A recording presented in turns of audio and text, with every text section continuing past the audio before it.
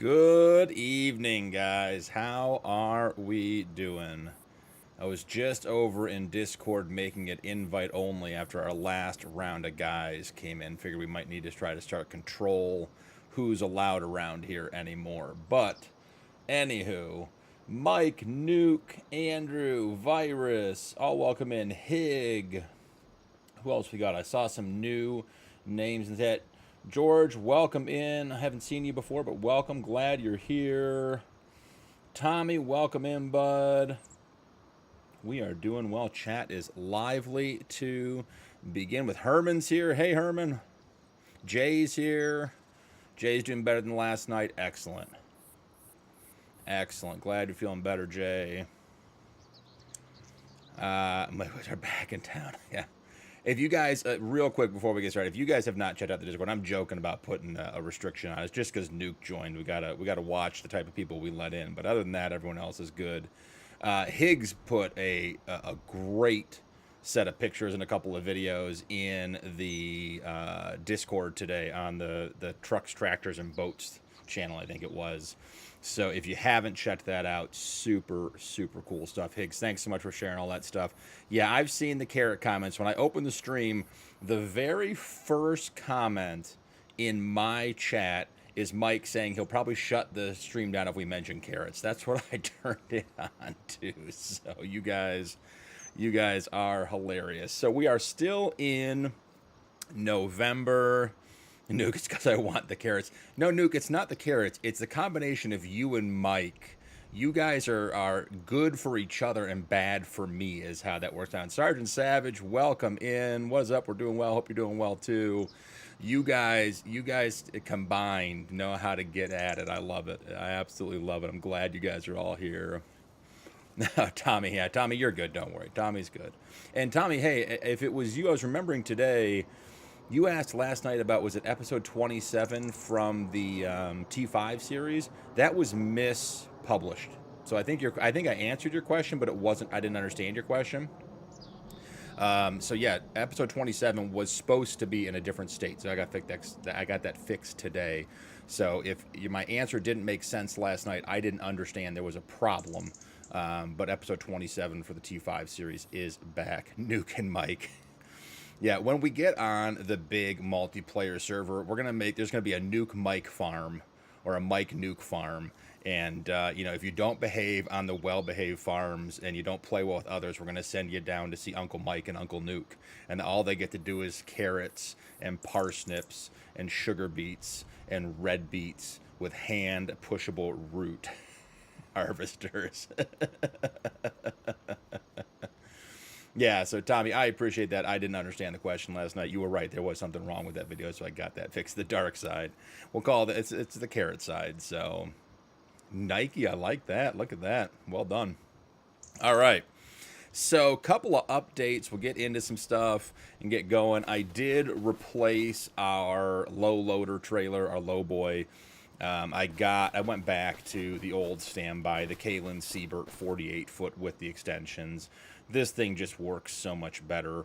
I had to do a little bit of driving. We are in the night of November where we left off last episode because I logged in today to just clean everything up.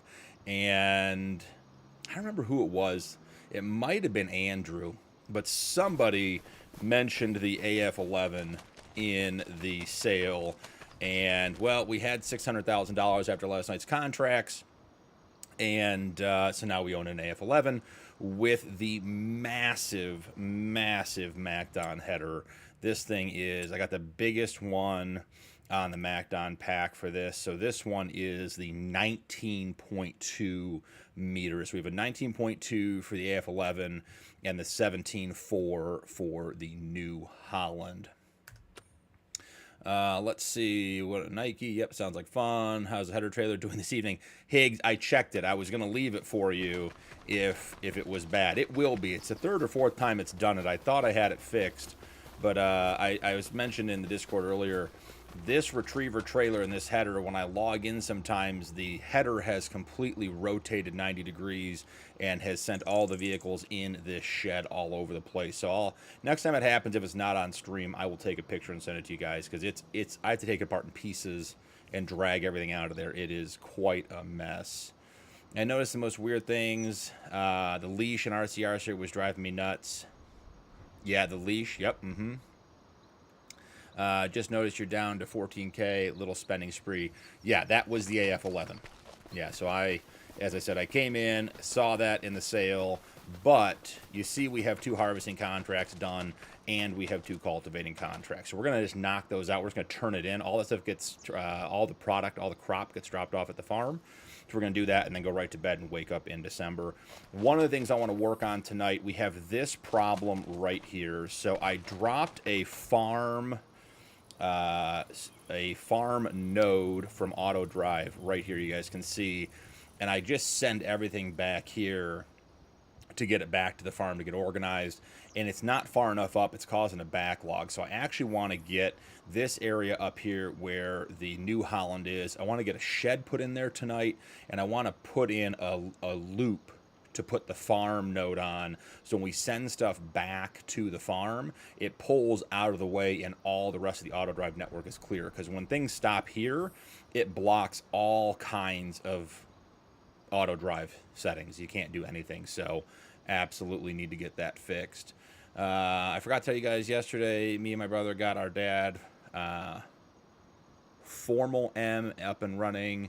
Now pull start it, but it runs. Very cool, Andrew. Very cool. If you have pictures, by all means, put them in the Discord. Love to see them. All right. Yeah, if Roderick's lurking in here, he put some pictures up of some old, he had an old Ford, an old JD, and there was a Kubota in the background. He put up the other day that he used as a kid growing up. Very, very cool. So get the AF11 pulled out of the way. And we'll get the Fendt, our problem Fendt. I did collect all of the straw off of the 2 harvests I did, so I'll show you guys in just a second. But we got 3 million liters of straw plus whatever's in here now, which is 566,000 liters. We're going to pull this to the back and put that in the animal pens first thing in the morning. But for right now, let's get everything else out of the way. And we need to turn in, so let's look at these contracts that I did this afternoon to pay off our new purchase. So we have 2 cultivating contracts. We did field 47 for 61,000. We did field 81 for 65,000. We can just collect both of those. I just wanted to show those to you guys. They are done. And actually, guys, I know no one's going to believe me, but I changed a bunch of settings on the Fendt, and it didn't wander off the field. Courseplay didn't work as intended. It stopped, but it didn't wander into the trees and try to get lost. So we are making very, very slow progress towards being able to effectively use Courseplay. So the Punkin Peterbilt has all the canola off the big field for the big contract. I believe all of this stuff is going to the bulk fill station, so let's go dump that in. And then, as I said, we will just jump in, take a quick sleep, and end up in December with some projects to do. So, pulling over here, I want to double check and make sure this is actually where this canola goes before dumping it all in and owing on the contract. So this is the bulk fill station. This is the bulk fill station. So we are good to go there. Let's get these dumped in. Oh, Andrew, not on Discord. That's all right. No big deal, man. If you were, we just love to see pictures. We were all looking at Higgs Farm today. He was posting pictures and videos. Some very cool stuff. Love seeing all that stuff. Yep, Mike, we're going right to bed. We're going right to bed. I just wanted to get these contracts done. I didn't want to turn them in, and then you have guys show up new harvester, no money, and wonder what happened and everything else. So that one's done, and then we're just going to grab the JCB, which is hooked up to the other trailer, and that is the last of the harvest stuff, and we will be moving on to December.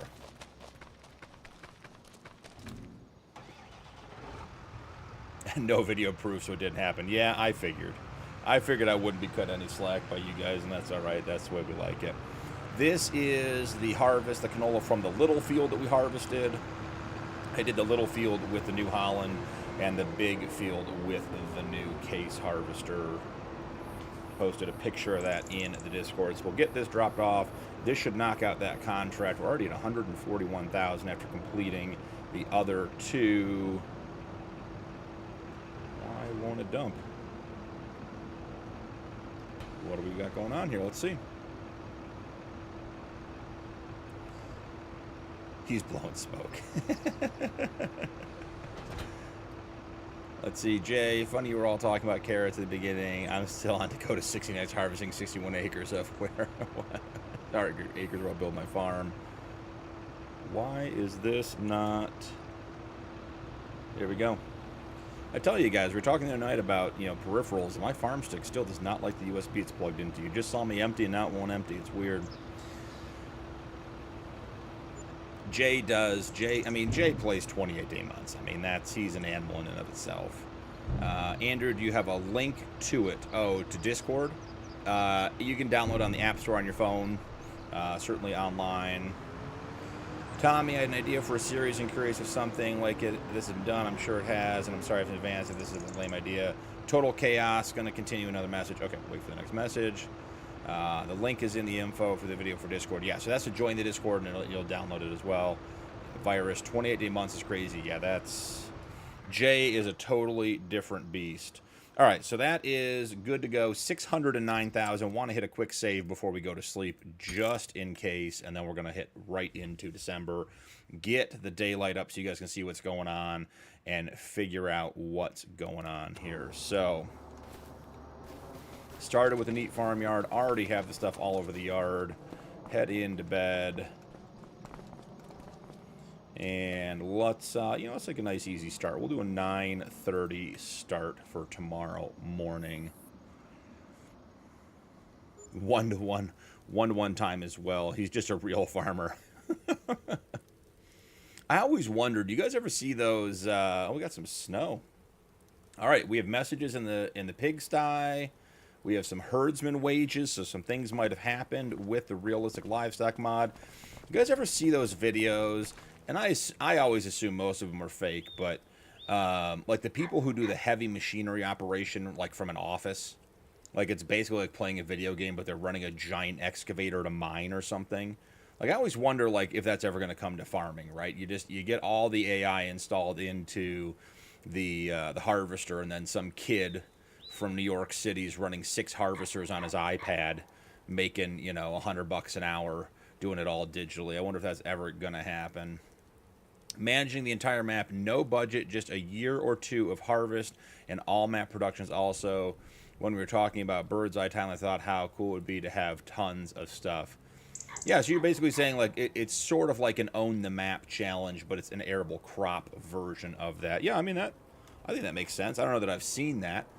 I mean, I've seen a bunch of videos. There's a guy right now who, I gotta remember his name, Green Acre Farms, is Green something Farms, I think. He was doing an own the map on Alma.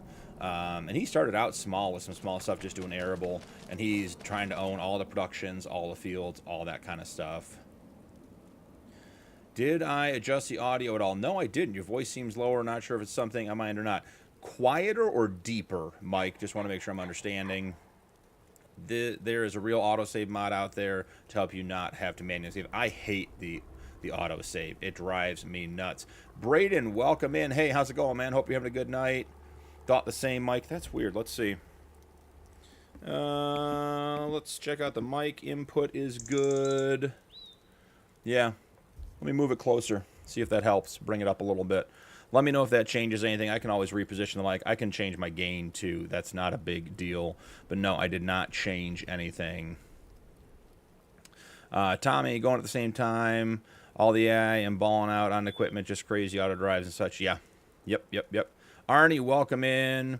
Is this the mobile version? Because, wow, the graphics are dog shit. No, not the mobile version. This is the full-on version. You watching on vertical or you watching on horizontal there, Arnie? Higgs says that sounds fine. Mike says quieter. Got it. Sounds fine to me. Jay, 100,000 liters of carrots to the mill. Here we go again. Very nice. Let's go check out these messages from the herdsman on the pigsty and see what we got. Okay, move the mic up. Sounds better, Nuke. Okay, mic might have just been a little low, a little far away. Scooting in. You know, I'm slouching. That's all. Got to work on my posture. So, messages from the herdsman. Herdsman marked 3 animals for artificial insemination. We had the 1 die last month, so we have a new one. So, let's see which ones he marked. So, this one, no suitable male. This one has 12 babies. This one. So, is he going to do the artificial insemination? That's weird. Arnie, this is Backroads County Forex. It is a PC only map if that matters to you.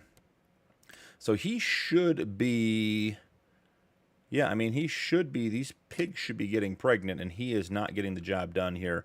So he marked 4 yesterday, and then 1 died. He marked 3 again today. And those 3 are no suitable male, no suitable male, no suitable. These animals are not pregnant. So we have plenty of straws. Let's see. So we could come down here. I'm trying to figure out where we want to be. So we could come down here. We have the straws. They're sitting right there. So we have all the straws we need for this. That's interesting. Oh, bad service. No worries, Arnie. No worries at all. Now, here's a question. After rice, peas, and carrots, probably spinach, next least favorite crop in this game to harvest. Cotton. Definitely cotton. I don't like cotton. It's made much better by the early unload mod, but at least for FS22, there were so many issues with contracts. If you had a different baler than what they wanted you to lease, and it was a different size, a square versus the round, you'd have like 9,000 liters of cotton stuck in the cotton harvester, couldn't get it out, and then you'd fail the mission. So I have no patience for cotton at all. So let's see. Let's try to do some artificial insemination, get these pigs going. We're going to inseminate with the first one on that guy, and we'll come down to the second one. We'll use the second set of straws. If you guys notice, the straw number is going down. We went from 9 to 10, and then we will jump in here, and we'll use the first guy again. So there we go. We artificially inseminated all the pigs, so that is good to go. We'll see how that turns out in the morning. Who actually enjoys farming root crops in FS25? Excellent. Let's see.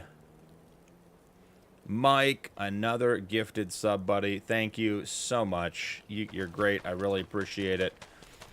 All right, looks like what's going to be 5. It's the feed is slow, so Mike, I bet it was 5. Thank you very much. Hey guys, if you got a gifted sub from Mike, that'd be Snoopy, Kyler, Joseph, Kingy Games. I missed one, and Rainbow Blitz. Thank you, Mike. Very, very generous and much, much appreciated.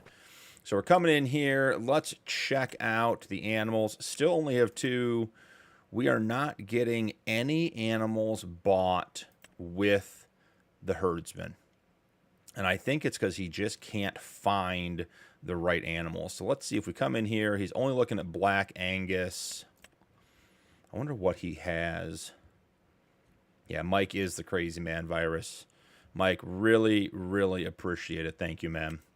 So we don't have a lot of good quality Angus cows is the problem for that herdsman. He's just not, none of the cows meet the criteria. So I'll put it up to you guys. Do we come in here and should we open it up and have all the breeds of cattle and just have a mixed pasture, or should we try to stick with just Black Angus and struggle through not having a lot of good options for animals? I'll let you guys respond. You know, just do it. Mike, that was your excuse last time. Just doing roots with Colossus. There's no other way. Yep. Lower the level and see if it actually buys anything. That's, yeah. So I this morning when I was loading in, I bought that case. I lowered it to high, so now we'll lower it to average. For those of you with OCD, don't pay attention because the productivity bar doesn't line up with the other ones, even though it's set at the same setting. So that's just if you have OCD, you may not want to notice that. All right, let's see. So we lowered that. Let's go from there. $601,000 burning a hole in our pocket. Let's get this big drive-through shed placed for some of our bigger, longer, wider vehicles. And then we can get our auto drive course arranged. Not sure there's going to be much to do in the month of December. May progress through after getting the yard cleaned up and go on to January. Try to get back to some planting, but I do want to look at productions. And I know that there are two things that we need to add to the map. One, because we can't do stone picking, we need to put a stone quarry, whatever mine, whatever we're calling it, to get that in. And then the other one is I was watching some map previews on this, and I watched Farmer Cops, and apparently the mill, what is it, the Johnson and Sons mill, the one right up here in the top corner, this one right here, is not actually a production. It's actually just a placeable. Did I give Iowa Plains a look at BP? No, I have not, Mike, in 25. I had a massive playthrough on that one in FS22. That's a conversion. And it looks like they did a really nice job and preserved it, because that starting farmyard, I saw your comment earlier, the starting farmyard on Iowa Plains is that pig barn is crazy. The whole setup. You've got the high side of the road, the low side of the road. The terrain in that area is great. Really, really cool things there, but I have not tried it in 25. All right, let's see. Was hoping slow start, but after a while you should have made problems. Yep, got it. Okay, cool. Yeah, so we need a mill to put some stuff into to start getting flour going. But let's jump in here. Let's head to the construction menu, do a little construction in the snow. We put in this shed over here. The shelter with solar roof for some of our trucks to pull through. I like this one, and then there's one other big one. You can rotate them and run them this way, and then you pull in lengthwise for the longer stuff. And as you can see, let's zoom in just a little bit here. We are generally about as long as the case and the header, so a nice way to get some of the big equipment out of the weather. I do want to get an actual shed for the harvesters and get them out of the weather, but let's see what else we have. This one's nice. I've used this one before. All right, so we got to get the case out of the way, and then we can get that placed, and we'll get some stuff under shelter out of the snow. It was a conversion. I'm a fan of the productions on the map. Bunch of products I've yet to see. Yeah, you were telling me, like, the pies. It was a blueberry and pumpkin and apple. There's all kinds of, like, bakery stuff. Yeah, that stuff's fun. I like that stuff, too. It's nice to add those stuff. We were talking the other night. Some of the mods, are interesting when they add a bunch of new stuff, but if they're just standalone for the sake of being standalone, and they don't interact with anything else, that's not as much fun. But when things like the bakery do all that, and you can bring your other products there, that is nice. So we're going to get this guy placed. That is going to be a tight corner coming out of here. We are going to have to get that cleaned up. So let's see what that looks like. See if we're happy with that. Hit it with a quick soften all the way around. Just get these edges cleaned up. And then I think we do a little bit of, yeah, so we got just a little bit of a bump there we got to get rid of. All right, so I don't know who it was talking in the comments. This was like a week or two ago. We were talking about, how when you start building farmyards, you end up with these giant blocks of gravel and concrete. Well, here we are, guys. We're getting to that point on this map where, we are starting to have everything gravel because we have such large equipment. Clean that up a little bit there.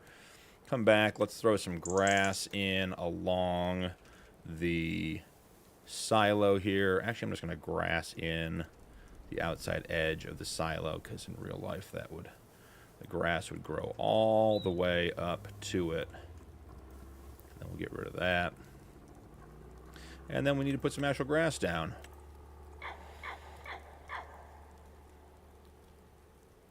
Now I'm hungry, Higgs says. The fuel tank might need to move. I agree. That could be in a bad spot. Crash into a rock, damaged vehicle, crash into a fuel tank. Farmyard goes bye-bye.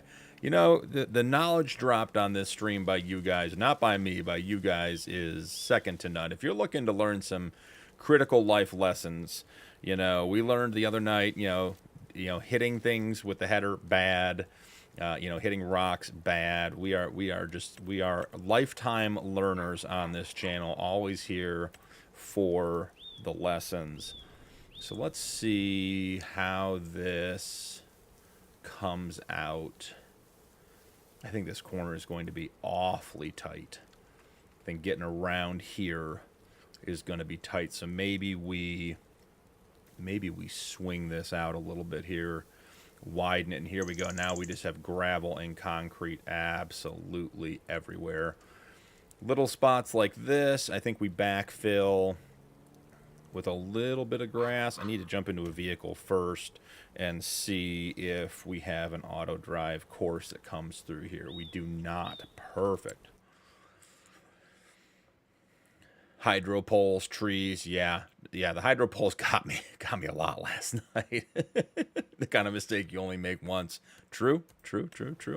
Not a lot of living and learning there. There's just a lot of people attending your funeral at the end of that.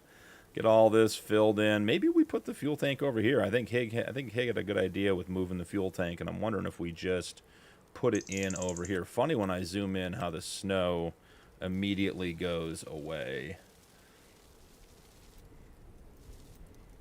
All right, so that's pretty good. We'll jump over here.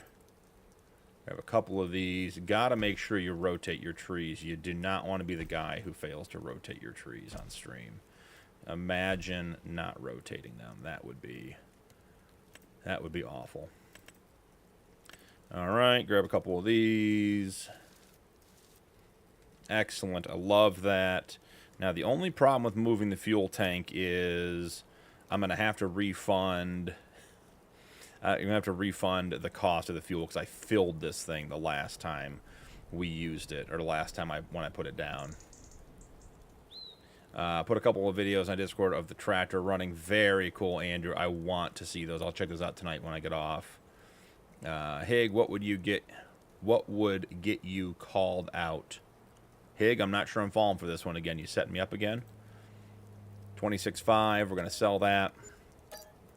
We're going to move it over here. What did Hig get me with last night? Even I was laughing. It was so good. All right, let's see. Right about there. And then hit that with a soften. And then maybe even a little bit of gravel. And then we'll be able to put a... There we go. Excellent. Building in the snow is not nearly as enjoyable. Let's see. Nice, Andrew. Can't wait to check them out. Nice. We'll check out this. Yeah. Not rotating the trees would get you called out in a live. Yeah. It did, Hig. I got called out for not rotating my trees. You know, we have standards around here, and I was not keeping up with them, and that's on me. You know, that is 100% on me.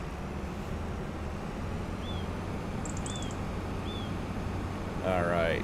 I'm not going to do the auto drive course just yet on these. I'm not sure what order I want to do, but I do want to get them out of the snow.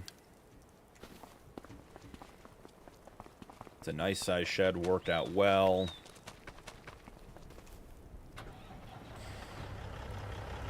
But I think Higgs right. I think we're going to have to use this little grass patch here to get everything swung in and leveled out, because these are going to be wide turns. Getting everything lined up. Squared up here. Great. All right, so the only problem with this setup, love the new gas tank location. let's get that filled up. Which side is the trigger on? Is it on this side? It is 41,250. I paid that last time, so we're going to throw some money back at it because we didn't get it back in the sale. Let's just call it 40,000 even, since I used a little bit of fuel to keep a couple of things going. All squared away there. All right. What kind of insane person would ever call you out on rotating trees? That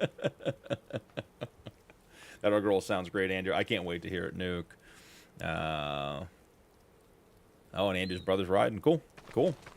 All right, so I think what we want to do now is check our silo and get as much stuff going in there as we can, which is what leads us to the problem with not having rocks on the map. So the Supply Factory mod, if you guys aren't familiar, does just a ton of things.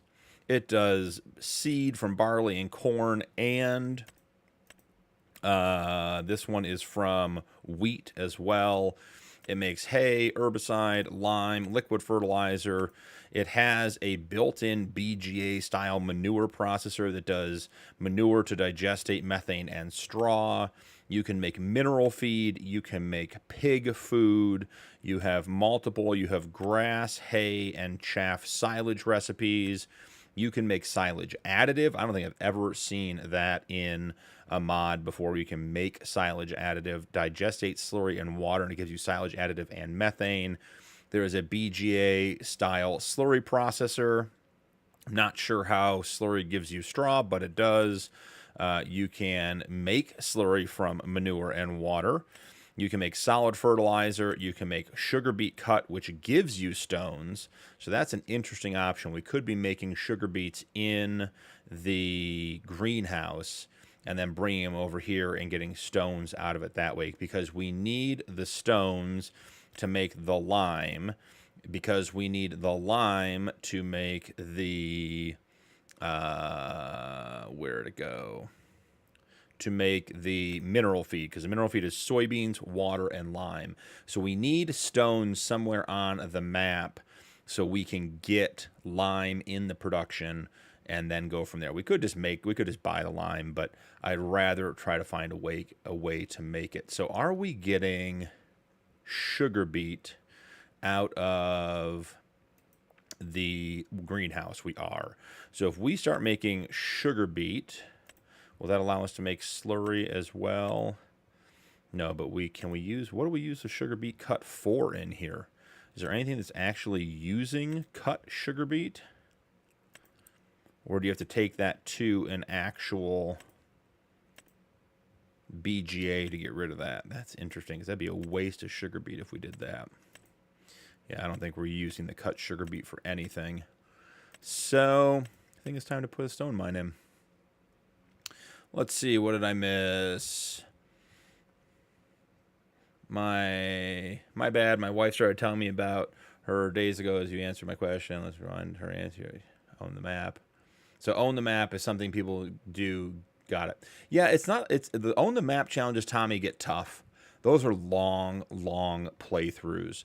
Not bad playthroughs. They're really, really long to do that. Now, if you just bought everything on the map and started and dove right in and were like, hey, we're just going to do every field, every production, and try to cycle everything, you know, I could see doing a challenge like that, like almost like something like Jay does, like set it to, you know, let's say as an example, you know, you're limited to 5-day months and you have to do everything on calendar. So you maintain your crop calendar, but you have to do it all in 5-day months. You're harvesting, planting, everything, cultivating, all those kinds of things could do that as well. Awesome view as well. Yep, our plant 100-acre sugar beets, or plant 100-acre sugar beets hig. It's too early for that. It's not. It's Elgato. It is 10 o'clock. I guess it's getting a little bit late. Might be able to talk me into it as the night gets later. Big field of sugar beets, stock harvester. You had Nuke and Hig commenting at the same time, and they got to be in the big field with the fence. Oh, come on. The fence is not going to be a problem, guys. We all know the fence is not going to be a problem. So let's jump into the map, and I want to find a piece of land. I'm wondering almost if we come down to, speaking of the field with the fence, let's come down here, and is there a little area like at the top here, like right here? Could we put in like a stone quarry? Because we're not going to use that space. We can't get rid of the fence. So I'm wondering if we do that. So if we come into here, go to construction, go to productions, try to find where is the stone quarry. Here we go. 99, the debris crusher. So this thing does not produce a lot, but it produces enough. Man, that is awfully close to being fitting right in there. We could tuck it in here, but there's no way to get through that fence. That's actually a great spot for it. Too bad the fence is there and in the way. So if we bring this in here, 99,000, it's flat. We don't have any issues. Let's get that. Let's get a road put in. Dusty asphalt. That's not quite what they're running here, is it? Is that the same? That's not it either. That's not it either. Okay, one of these textures is going to be the one we're looking for. Was it that last one? I don't think it was. Well, maybe we don't have it in here. That's going to be all the gravel. Granite? No, definitely not granite. Is it actually just, is it just gravel? Is that what this is? Maybe. Alright, so we'll go ahead. We'll hit it with the perfect edge tool again. Keep that driveway nice and straight. Keep the access going. Fill that in. Bring this up a little wider to the road. Bring it out a little wider down from the road. Alright, and we have a nice debris crusher in here. Ready to go. Ready to start giving us some rocks. Yep, might as well use the open space. Fence is there to protect it from the scary tractors, or from the stray tractors. They said scary tractors, Mike. I'll work on better ideas. I can't play, so I live vicariously through your gameplay. Oh, don't worry about it, Tommy. It's a good idea. There's nothing wrong with that. I'm just giving you feedback. Don't ever feel bad about that. Happy to discuss it. Happy to discuss it. You should check out some of the Own the Map stuff. Check out that guy on who's doing the Alma one. That's a fun one.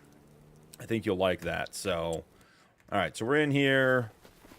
We have our debris crusher going. Let's crank the production up on this. I want the stones coming out all the time. Now here's the really fun part, guys. Do we not own the land? That'd be really exciting. Put down $100,000 production and don't own the land. Sure feels like we own the land. Did I just miss it? Or is it, oh, it's not in the production menu because it just pops it out, right? Seafood. Buddy, welcome in. Not sure what the hate's about, but, you know, hey, hope you're having a good night. No worries. I certainly hope you're not talking to Tommy like that. Mike and Nuke might take offense to it. Who knows? All right, so we got good stone coming in here. Let's pop back over.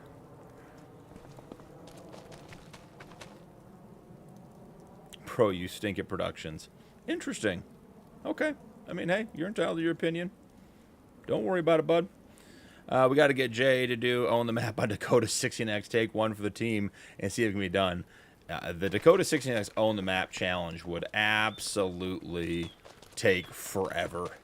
Even at 28-day months, Jay would be down there driving forever and ever and ever. So, let's run this guy down to... I think he's on vertical, Higgs. Just some guy coming in trolling, no big deal. He wants to hang out and have a good time. I hope he stays. If he doesn't, I hope he finds something fun to do and enjoys his night. No skin off my back. Dave, didn't know that I saw that you were in here. Welcome in. You can do it.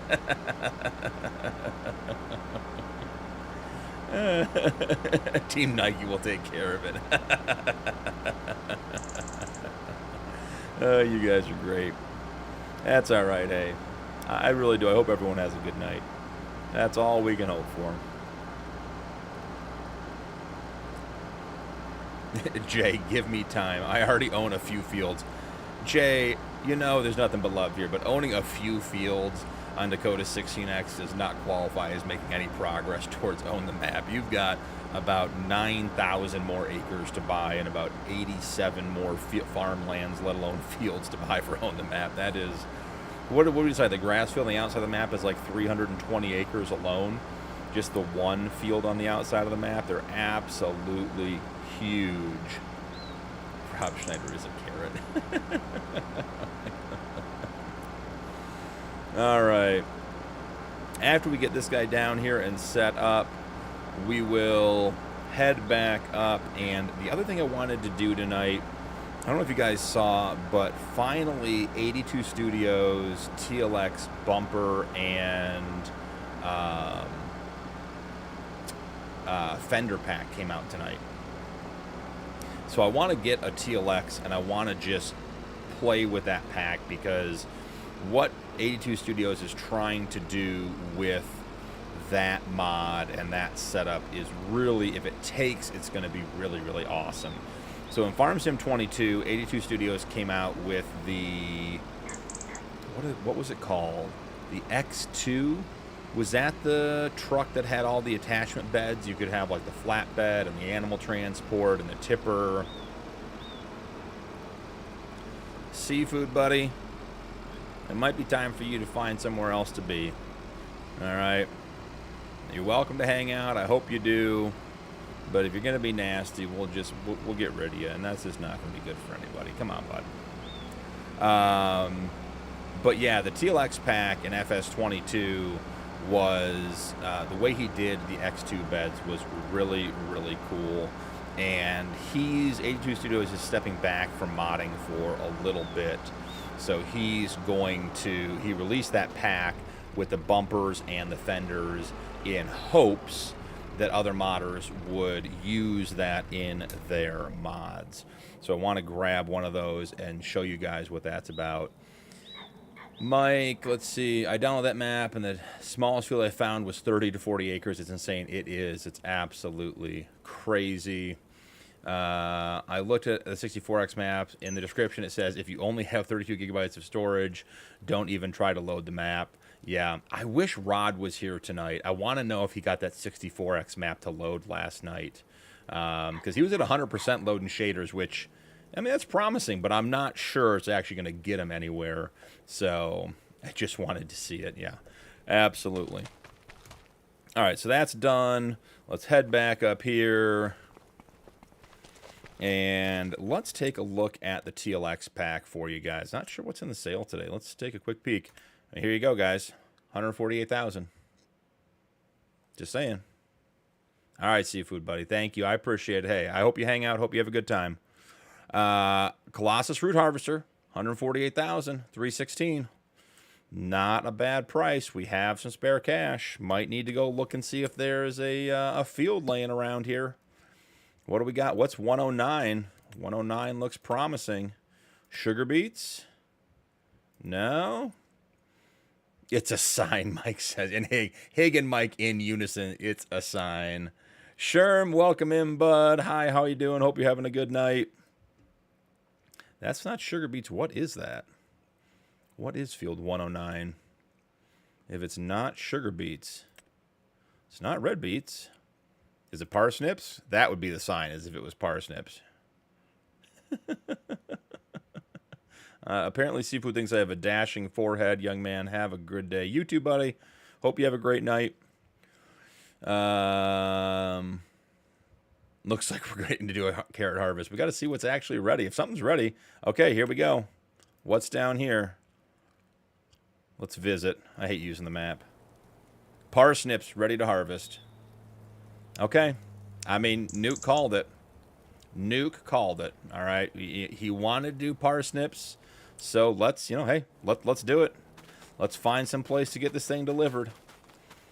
Here's as good a spot as any. Jump right in. Drop the store mod. Head in. Colossus, I mean, if we're doing this, guys, I mean, come on, 800 horsepower, that's not going to fly.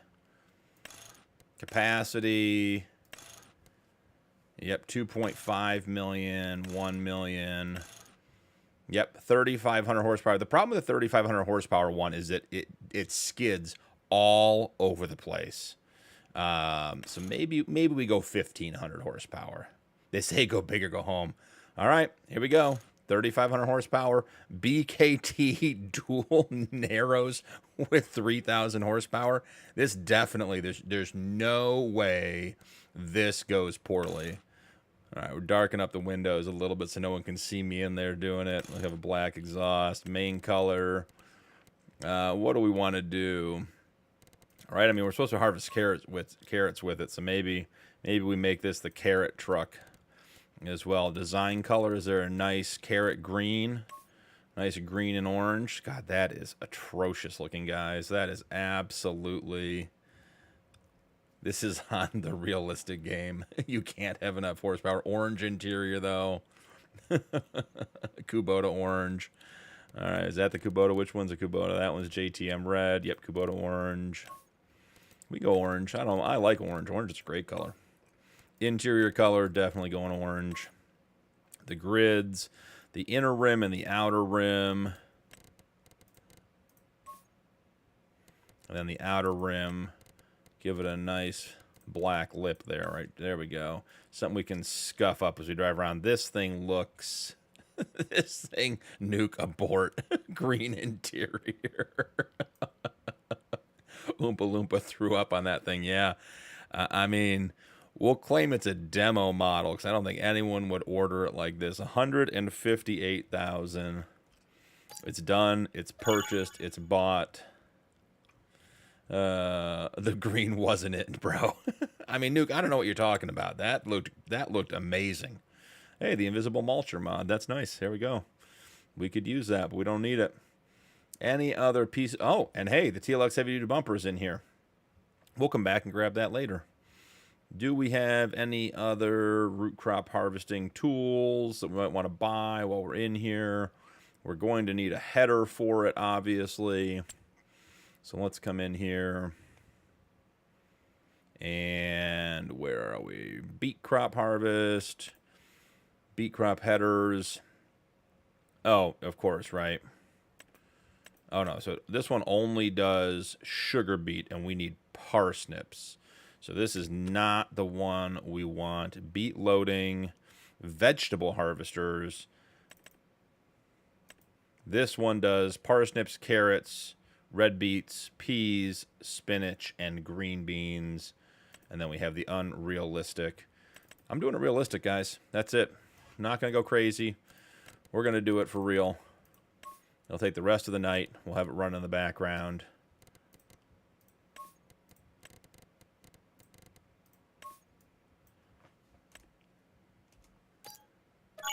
Away we go. All right, here it is. Here it is. You know what? I was told earlier, if there isn't a picture, there isn't proof. So I just grabbed a screenshot of that. That'll be the thumbnail for Sunday's afternoon stream. Let's get this thing fired up. 3,000. Okay, hold on a second. Look at this thing. 50, 60, 70. Easy to find in the trees. Is that because I'm going to hit them? 112, 115. We're starting to lose it. Starting to get loose. Okay, I think we topped out at 130 to the moon. Is that now, Hig, is that the speed you need to hit the fence at? On the other side, hit the fence, Nuke. Yeah, great minds think alike. You probably said it before. You probably typed it before I said it. Not too shabby. That's a line I use a lot. Not too shabby. 3,000 horsepower, probably enough. It's not too shabby.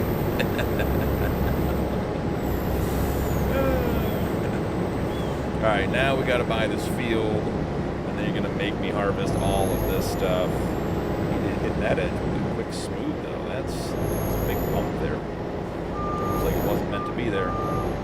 Let's get unfolded.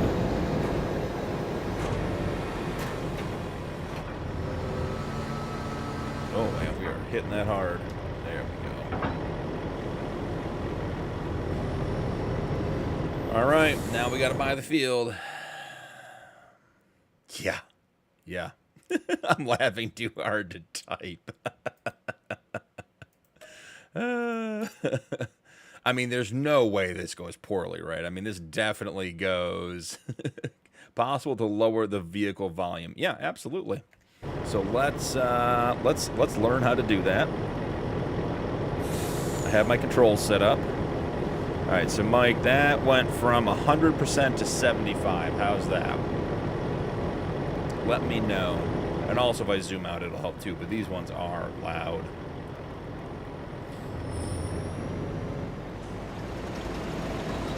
$3,000 horsepower. Absolute silliness. Yeah, like I said, guys, if the volume's ever out of whack, just let me know. That's easy. I mean, I set it up so I should be able to do it. Now, we'll see what happens, see if I'm the competent one or not, but it should be very easy to adjust. Fieldwork settings. I wish we had multiple tools. Let's try 5 headlands. I want to do rounded corners. I probably do, because starting and stopping on 5 corners of headlands is going to be crazy.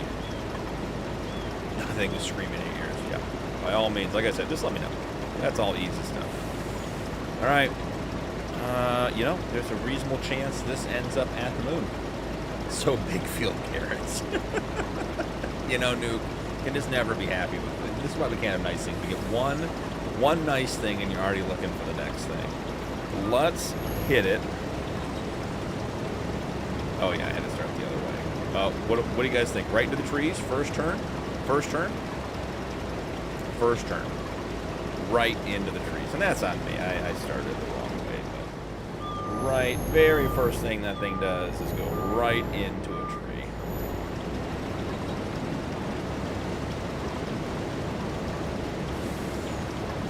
And let's go from here.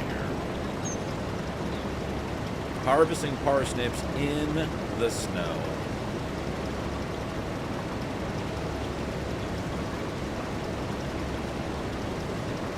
Had to get you laughing. I appreciate it, Nuke. As always, I appreciate it.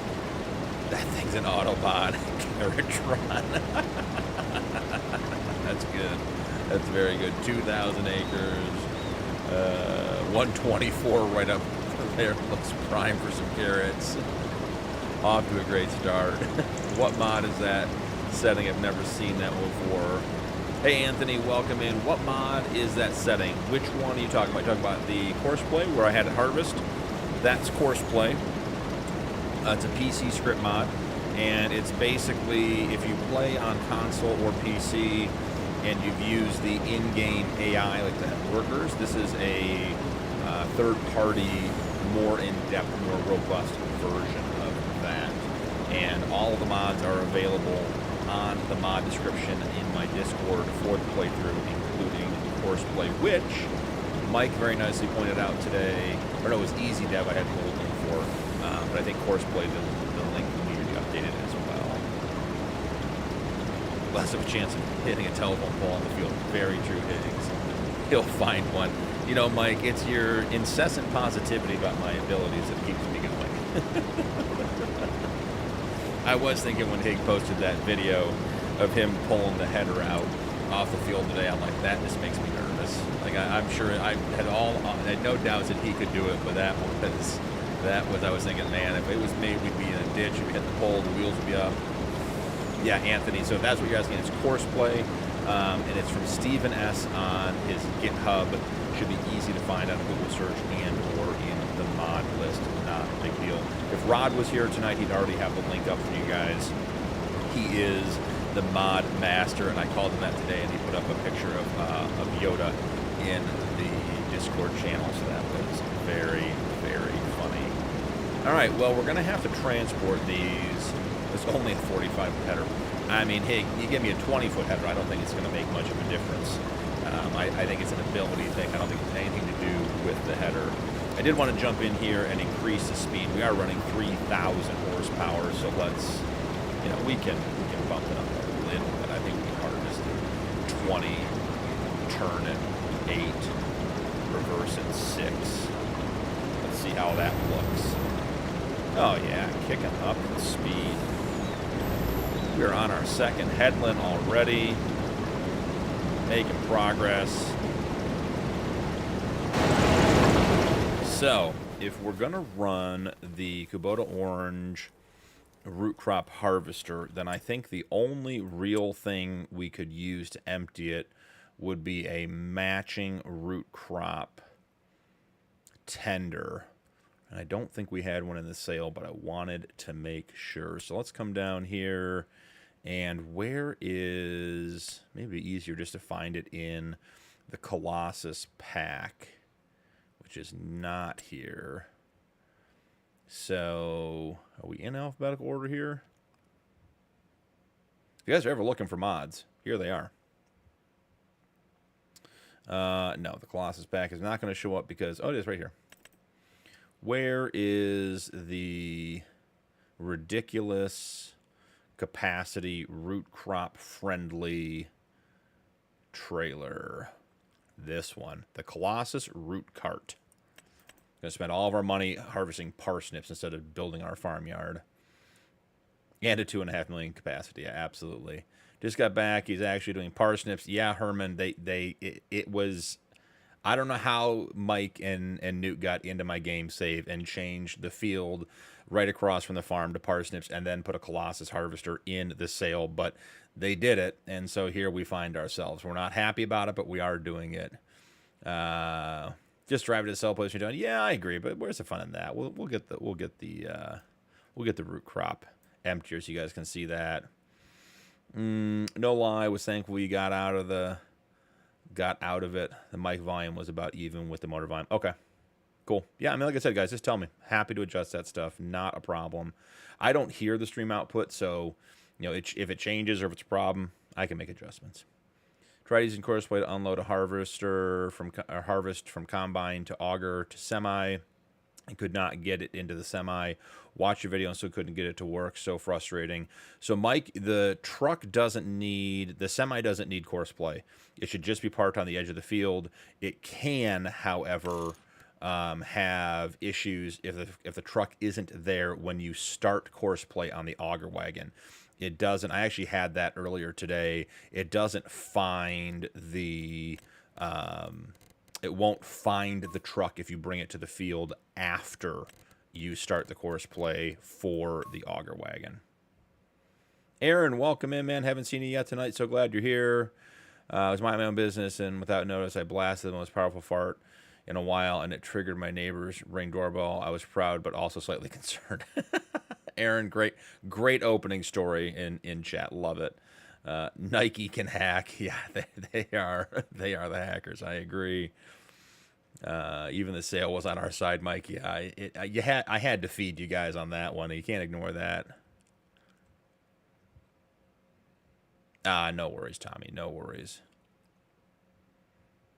That's what it was then. I had it up on course. Yeah, so the truck can just sit on the edge of the field. The truck will get confused coming in hot. I like your word choice there, Mike. The truck will get confused if it's on Courseplay. Just literally get 4 tires, you know, get all like both sets of tires on the field after the first pass, and you'll be fine. Just park it there and it will come find it. What you want to do, Mike, with that, if you're going to do something, is you want to put it on auto drive. So you do an auto drive course. So like, you know, if I was the truck, right, you drive it up doing your auto drive course, you drive up onto the field, putting down an auto drive course, put a point right here where it stops. You can call it like field wait. And then you come here and then you continue around and go that way. So that would be the way you would do it. All right, let's grab a tractor, come down through the woods. Pop over here. I thought we were closer. We are not. Where is the infamous Fent that is always causing us problems? Oh, the Fent. We have to put wheat or we have to put straw into the animal pens. That's what the Fent has to do. See, we get another field, a new harvester, and still more money than we started with. Yeah, down to 47 and still better than we started with. You know, we do contracts every episode the way we spend money on this series. There's no way around it. Now, is this going to let me empty with the top on? I almost feel like I remember from the other night that it was a problem with the cover closed. Might be making that up. Might have been a different mod altogether. All right, let's check and see where our trigger points are so we're not just backing up to a random wall and attempting to put straw into it. Animal trigger. I wonder if it's actually in the silo too. I would assume it was closer to the door, but it might be over here by the silo instead. I'll take the straw in here. It will. Perfect. I usually use auto drive, but never with a semi and couldn't figure it out. That's why I went to Horseplay route, because I could use your video to help. 80 is my preferred way to unload. Yeah.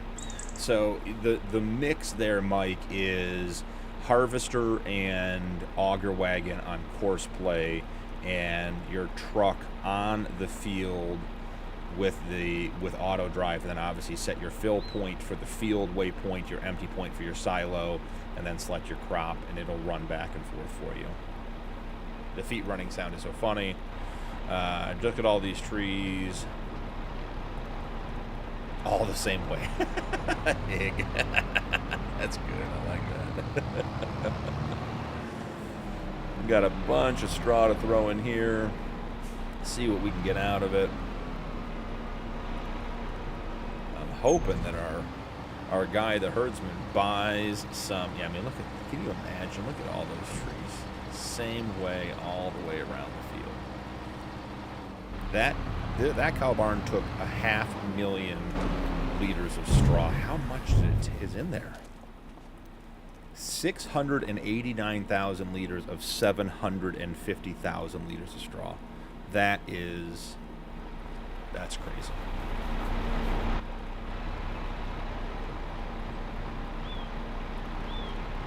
Yeah, Mike, when you get it working, it's glorious.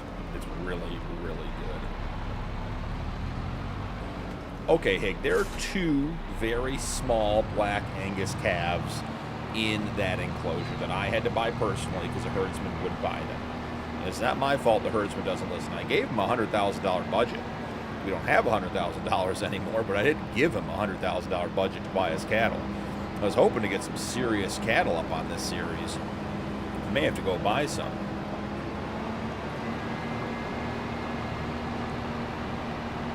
I think we have to go up the bridge or across the bridge and then over to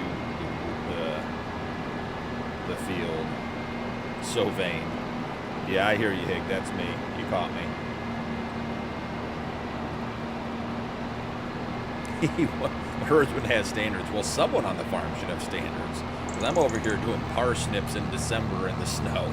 So clearly, my judgment should not be trusted. We should have a farm manager. Like a big leaf pile. That'd be hilarious, dude. Leo, welcome in, buddy. How are you? Can you please review and smoke cigarettes on stream? No, buddy, I don't smoke. I'll do reviews, but I'll pass on the smoking part. We'll have to, maybe we'll see if we can find those Marlboros in the front of the T800. I take the blame, Luke says.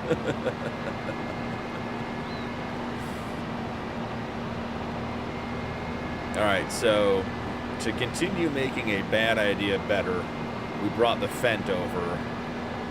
The vertical chat is another level. Yep, and we haven't even gotten into Twitch tonight. Waiting for that. I think that's going to be the fun one.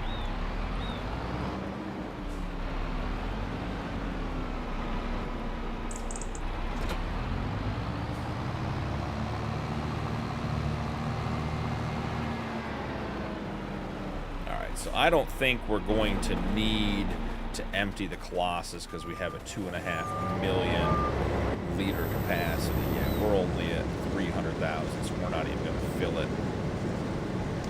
but we'll have that guy there to empty him when he's done.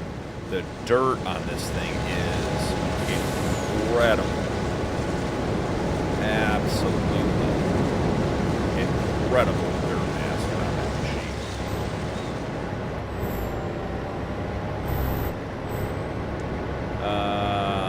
Yeah, the crash counter is very low tonight so far. Hig, you had to say something. You know the rules.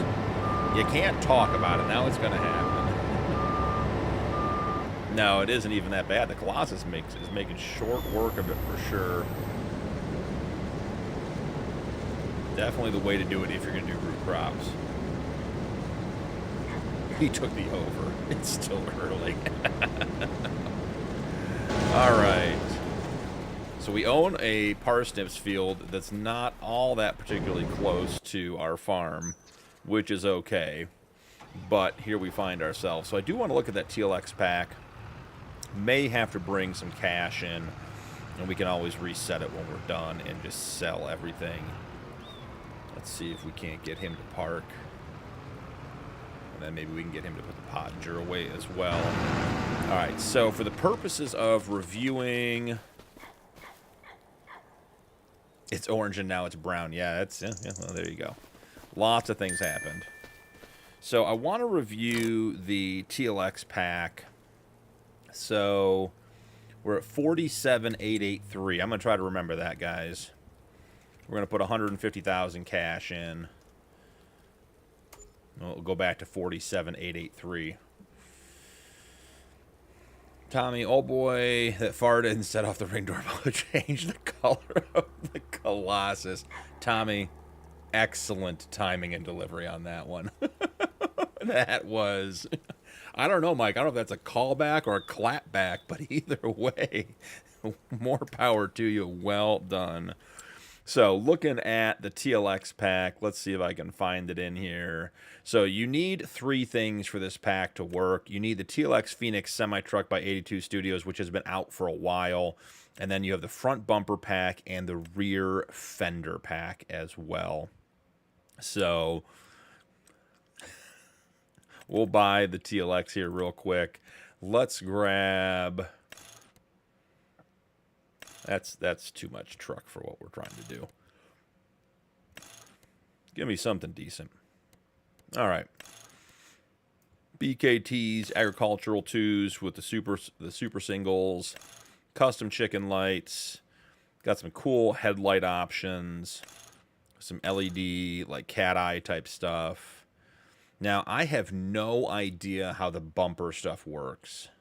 Blast back, blast from the past, ripping from the rear. Tommy. I don't have any idea how this stuff works, so we're just going to dive in and see what we can figure out.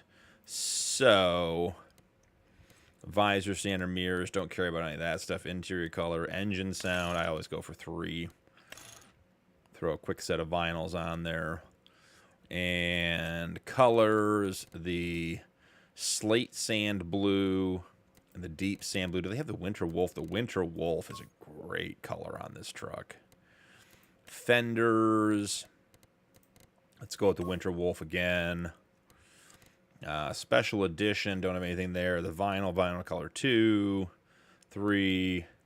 Rim color. You guys want to see a crazy rim color. Where's Super Chrome? Super Chrome is very, very shiny. All right, so grab this truck, bring it in. Jeep Nick, welcome in, buddy. Thanks for the follow. I appreciate it. Hope you're having a good night. Hang out for a bit. It's got to be Dookie Brown. All right, so let's check out the bumper and fender pack. So there's the Aussie bumper, the heavy duty, and the bull hauler bumper. We're going to go for the bull hauler.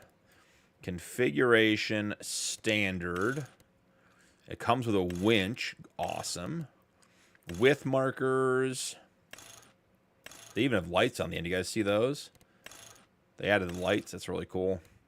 Additional lights. I mean, I don't know. I mean, how many lights we want, but classic with turn signals.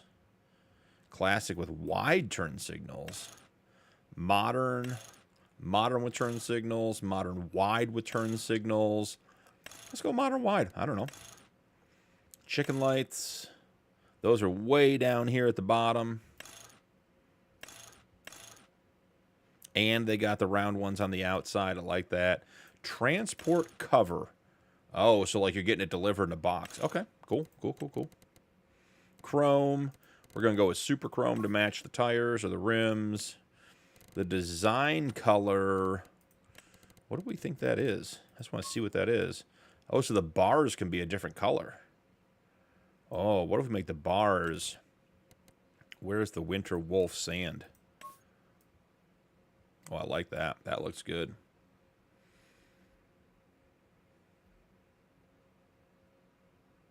Oh, Nuke, you're under Jeep, Nick. Oh, Nuke was... And see, Nuke, you should have played it off. I would never have known. You could have just pretended to be a third person who randomly liked carrots and parsnips as well. You never know. All right, so let's jump out and let's see how all this works. So we have our truck. Nice looking beefy truck.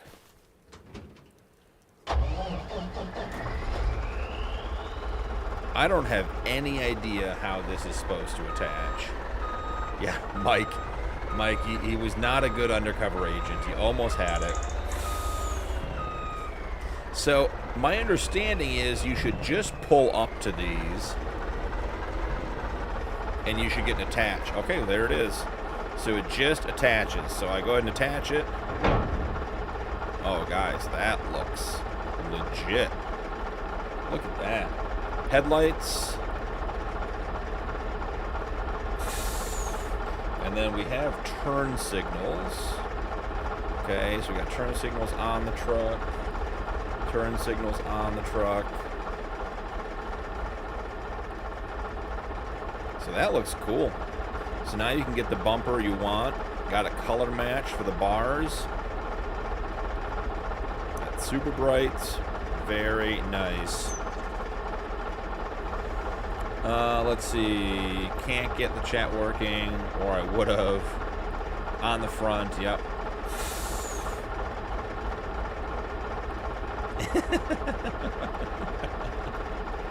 Alright, so that is the bumper, and then you can see up front, if you guys, it may be hard to see on the stream, on the top left on the help menu, there's the truck logo, and then there's actually the front bumper is a separate piece, like a trailer, but it's on the front and looks like the front grill. So you take it off, goes back in the box, put it back on, snaps back onto the truck.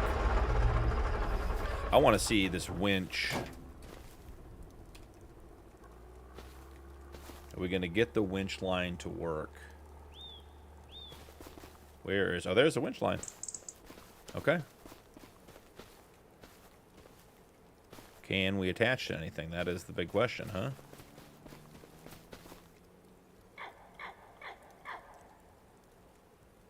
Maybe. Thought it would hook up to the hitch underneath the kingpin. It does not appear that that is going to be the case. I want to winch something.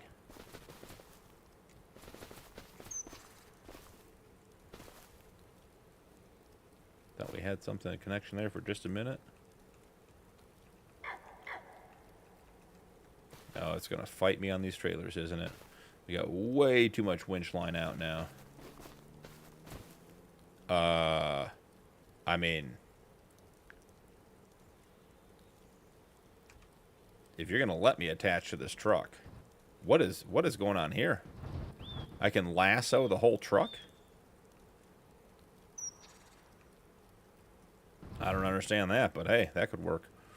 Hig, it should go around other things. We just got to find an attachment point. I'm trying to figure out what it's doing with this truck. That is a weird one. Alright, well, maybe we can't attach it. I mean, it works with Thunder's better winch mod, which is what I wanted to test. It'd be nice if we could actually get it to hook up to something so we could actually drag something around a little bit. Do we have a rear hitch on this one? Nope, no rear hitch on that one. No rear hitch on this one. There is a rear hitch on this one. Will it connect? I doubt it. Oh, well. We tried. But it has the winch, and that's cool. Yeah, lassoed the truck. So, Jay, I've used it on a couple different things. I've used it to close a trailer.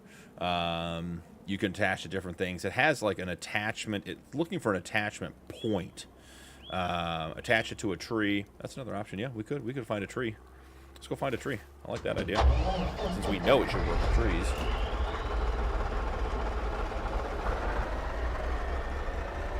Find something over here. Then we gotta do some fenders on this one too. Yeah. Yep. Yeah, definitely, Anthony, we're going back for the fender pack. Don't you worry. Alright. And as I told you guys before, the attach winch button is the same for my speed up. So every time I go to attach and it doesn't attach, I go up and speed one more time. Alright, so you get the little loop there. And don't make a liar out of me. So I've attached before. Let's go. Okay, well, sometimes there's only one thing to do.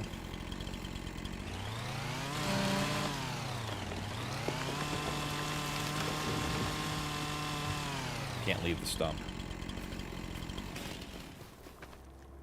Alright, so now this is the basic attachment to a down tree. I mean, this is not anything new, obviously. This one is super finicky, though. I'll give you that. Look at that. It's pushing it all over the place.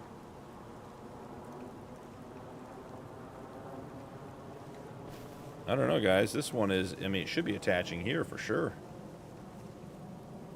B to attach the winch.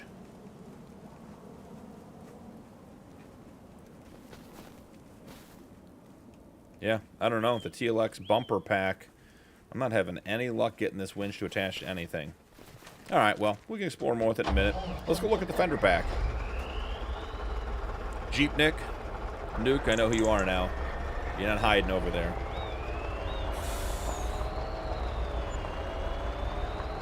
So let's grab the fender pack as well. So the fender pack. Jeep Nick left. Yeah, I don't know, Hig. It's acting weird because I have the winch mod installed on the Homestead Challenge as well, and I've used it on both. There's a winch mod that attaches to a 3-point that I have installed here. That's really, really cool. And then I've used it on the Mercedes as well, and it's worked on everything. Jake Breakdown's awesome. Yeah, Tommy, the sounds on the TLX stuff is really, really cool. So we have full fenders that go over the wheels. Keep the TLX truck rear lights. Substitute the TLX rear lights. Is that changing anything on these? And then keep that, and then main color. We've got the same look, but with some detailing on it. And there are chicken lights down at the bottom that you can take on and off. Transport cover, again, on and off. You have your colors, so we could come in here and we could color match. We have just the front half fenders. The split twin fenders. Simple mudguard. Okay. Okay. And then we have the TLX heavy-duty fenders and the off-road fenders. So a little more squared up, got more lights on them. Same basic options. Twitch isn't happy on the phone. Yeah, I'm not sure how it's going over there on Twitch, Nuke. I'm hoping it's going well as far as quality and everything else, but don't know. Let's try these off-road fenders. Chicken lights, yes. Transport cover. Let's just buy it with transport cover just for the sake of doing it. Substitute the TLX rear lights. Main color. We're going to color match those to the rest of the truck. $3,200 for some fenders. And now I assume we just back up to these like a trailer. And there's an arrow. I'm on the wrong side already.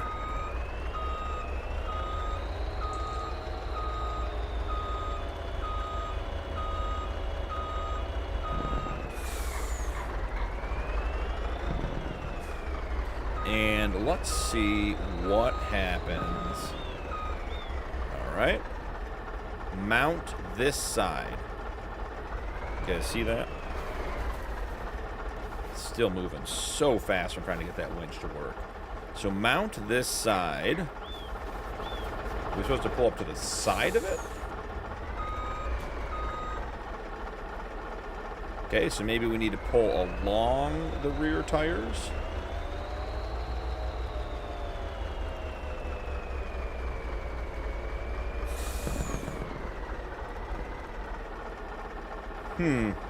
Oh, you want to know what it is? I bet I'm on, yeah, I'm on the front bumper and not the truck. So I'm wondering if I was supposed to back up to it and I wasn't getting the connection, so I was on the wrong implement. Let's see what we can figure out about trying that again. Guys, something needs to be unloaded. It could be the root harvester. The parsnip harvest could be over. The great parsnip harvest. All right. Well, it's not going on as simple and easy as I would assume it would. Try all the different attachments.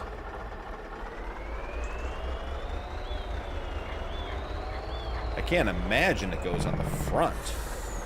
Right? I mean, that wouldn't make any sense.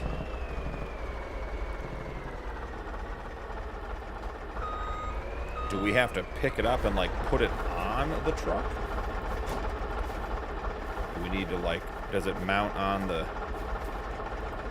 Does it mount like this? I would say no as well. Do you have to open the box? Hey, there's an idea. It is backwards, needs fixed. Joseph. Oh, Joseph, welcome in. Thanks for telling us. Okay, so we have two suggestions. One is open the box, which I think is a good one. Let's get the help menu open. Pick up box, switch hand tool, pick up object, switch hand tool, toggle, yada, yada, yada, yada, yada. Show hidden object. Okay. So, I don't see a way to open the box. But Joseph's comment is that it's currently, the image is backwards. Oh, yeah. Thank you, Joseph. Do it from the opposite side of the arrows. Yep. Joseph, yep. All right, so grab these. And then we have our fenders on. So, and that's cool because if you look, so again, if you look in the top on the help menu, we have the truck. We have the bull bar on the front of the image that shows it's attached, and then we have the hoop over the back showing the fenders. DJ Goham showed in his video. He does great stuff. Yeah, perfect. Good to know. So that looks good. Now, when we detach it, I'm trying to figure out, I think so there are actually, like, you can see, we have little, like, almost quarter fenders on the front here with little rubber splash guards, and then we have full guards on the back, like right in there. And when we attach them, those go away and are replaced. So that is very, very cool. And the idea behind the mod... Quarter fenders? Yeah. The idea behind the mod is that other people can take their trucks, so like maybe the T800, the Kenworth we have, or the Punkin Peter built. The modders can go in and put those attachment points on, and then all of these things will come over. So they could just add, you know, big front bull bars, all that kind of stuff to their mods and go from there. So very, very cool. I like that. All right, let's get it sold. Let's get our money reset. We're not cheating in a whole truck. That seems like too much. So pop in here, head over to the garage. We'll start with the trucks and the TLX. I wonder what those other pieces are going to be under. Miscellaneous, maybe? Yep, miscellaneous. And sell. And sell. Hey, Joseph, you had more info than we did. 47,883 Hig. I hear you, man, and I appreciate it. Wouldn't want me to end up with any extra money here, right? Let's see. 47,883. Beautiful. We are back to square. Appreciate you guys. So that was the TLX mod. I thought that was cool. It came out today. The TLX truck is definitely a cool mod, just in general, and those fenders are going to be nice. Hig working for the IRS. I want to be sad, but got the parsnips. No, Hig just knows. He knows where every ounce of fuel goes. He knows where every truck is moving, how many miles it's got, when its last oil change was. I imagine Hig either has notebooks or spreadsheets or both or all kinds of stuff to keep everything working, and maintenance logs, all that kind of stuff. All right, so the giant orange Colossus parsnip harvester, 621,000 liters. Let's get a little bit. It's still on the course, isn't it? All right.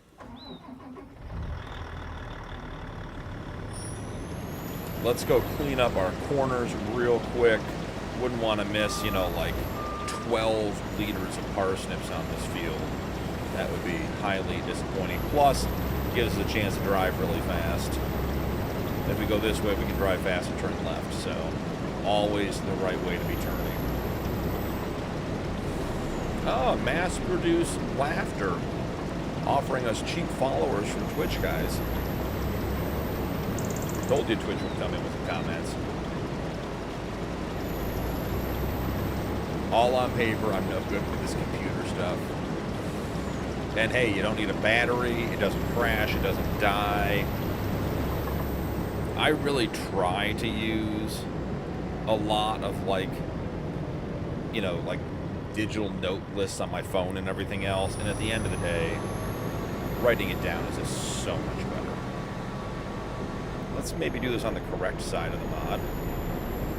A couple parsnips on the field. No big deal.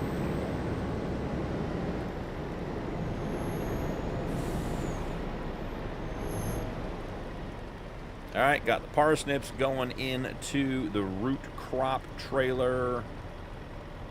Alright, now here's the vote for you guys for tonight. We had our fun. We did parsnips. It was fine. It was small field. No big deal. Do we sell the Colossus? Or do we keep it in hopes that you guys talk me into another root crop field at another time? I'll let you guys comment. I won't do anything with it right this second. But we'll decide if we're going to keep the bright orange Kubota. Keep, Herman says. Higgs says buy a planter. I think the Kinsey one, is it Kinsey? I don't know if what brand it is. The planter we have, I'm pretty sure does root crops too. It's the one, it's that Kinsey mod that does all of the different things. So we could do more. Oh, Evil Raccoon coming in. Welcome in for the night. Sell it. Herman wants more root crops. We got a couple of votes for selling it, one vote for selling it. Evil Raccoon's on my side. I appreciate you, Evil Raccoon. So then I guess buying another field. Well, I mean, you have the equipment. You can't have it sitting there. You know, that's how the farm goes broke. Equipment's got to be running. That's the only time you're making money. The disrespect to even ask. Anthony, welcome in. Anthony, I don't know if I welcome you in tonight or not, but welcome in. Awesome stream, but I got to go to bed, work at 5 a.m. Hey, Anthony, thanks for hanging out, man. Really appreciate it. Get some sleep. Hope you feel great in the morning when you wake up. 5 a.m. is awfully early. Not my favorite time to be awake. If it's not moving, it ain't making money. Yeah, but Hig, if it ain't moving, it also isn't breaking. That's the other part of it. Evil's in his name. He can't be trusted. Yeah, well, okay, we have Evil Raccoon or Nuke. If we're going to go with names here, I think we have to give a serious consideration to the level of damage a guy named Nuke could do if we're going with names.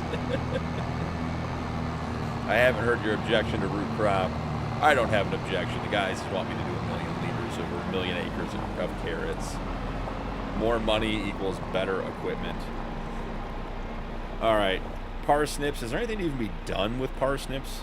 I mean, should we just sell the parsnips? Like, are there productions, guys? You guys, are there production points for parsnips? I don't know that I've actually ever intentionally harvested parsnips. So let's see. The best price is supposed to be $4.84, and they're currently $5.95 at the bulk fill station. So I don't know what we did when we put in the bulk fill station, but we got soup takes some, Jay says. Okay. Soup and canning, Nuke. Okay, I didn't see you say it first, yeah. Nuke's going to change his name. Nuke, even if you change your name, I'm going to call you Nuke. So it doesn't matter to me. All right, so, guys, there's one problem with the soup idea. We have $47,000. So, not sure. Let's see what this soup production that you guys think I should be buying and putting in to deal with our parsnips. Let's see. Okay, it's going to be sugar mill, spinnery, tailor shop. The rope maker. I remember trying the rope maker on Riverbend Springs when it first came out. And that was not a great like production. Just didn't feel like it did much. Okay, the soup factory is $405,000. So that's not going to fly tonight. Parsnip soup is what caused that fart in the first place. Obviously, I'm 12 years old. What's with the pig food, Bryce? What about the pig food? Yeah, it took forever to get the rope. It just felt like it, and it took so much wool. It took forever. It was absolutely crazy. New goal to buy the soup factory. We do have to put productions in on this map, so I think for now, okay, here's the deal. I'll keep the harvester, but I'm selling the parsnips. All right, we'll go that route. That'll put some money back in the bank. That'll put us back in a spot where we can do some more fun things this episode. And I did not mean buy another field of root crops, pigs, before you jump on it. Do we have an auger? Does this thing unfold? Holy goodness, what is this thing doing? Okay. So this just got interesting.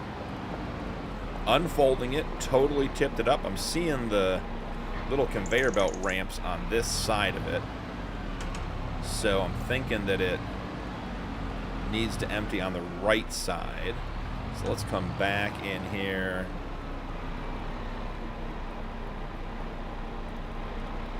Andrew, have a great night. Thanks so much for hanging out. Always appreciate you being here. Oh, things are happening. Is it auto unloading? It is.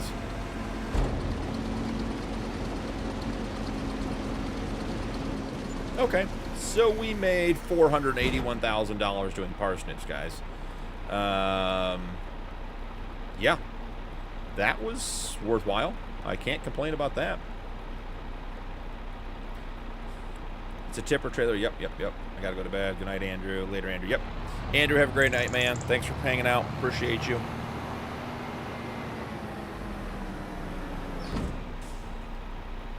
All right. So we gotta keep the root harvester. So we gotta go. Actually, we should go find it and bring it back before I forget it over there. Is what we should do. All right, let's bring it back. We own this field now, so I'm actually going to put in an auto drive course from here. Hig, now you can buy the place, just nothing to put in now. Guess you're planting a field.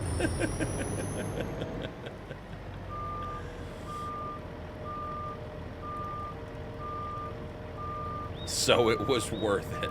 Nuke.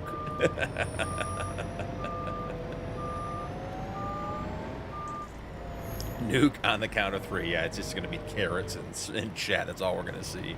Just spammed with carrots. Actually, I want to make that a two-way course, don't I? I want to be able to use this both directions.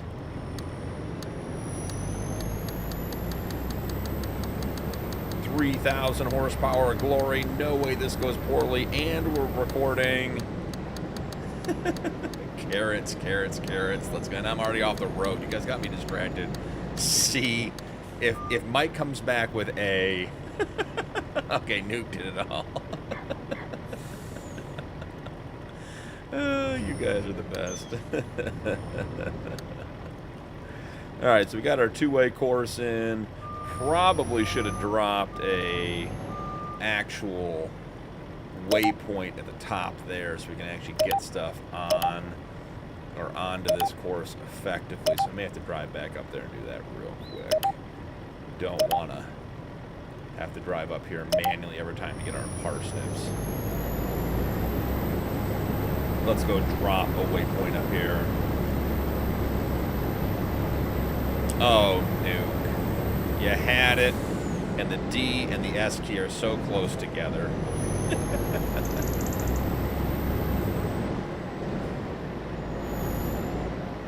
Alright, we are between fields, what is that, 115, 109? Just drop a waypoint up here.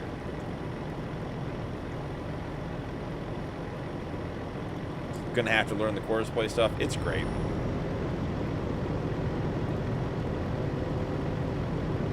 I am using course play, Raccoon.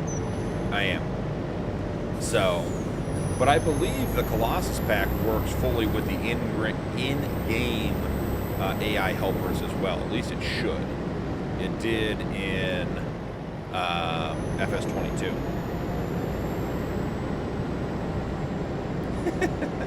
And my buddy Nuke.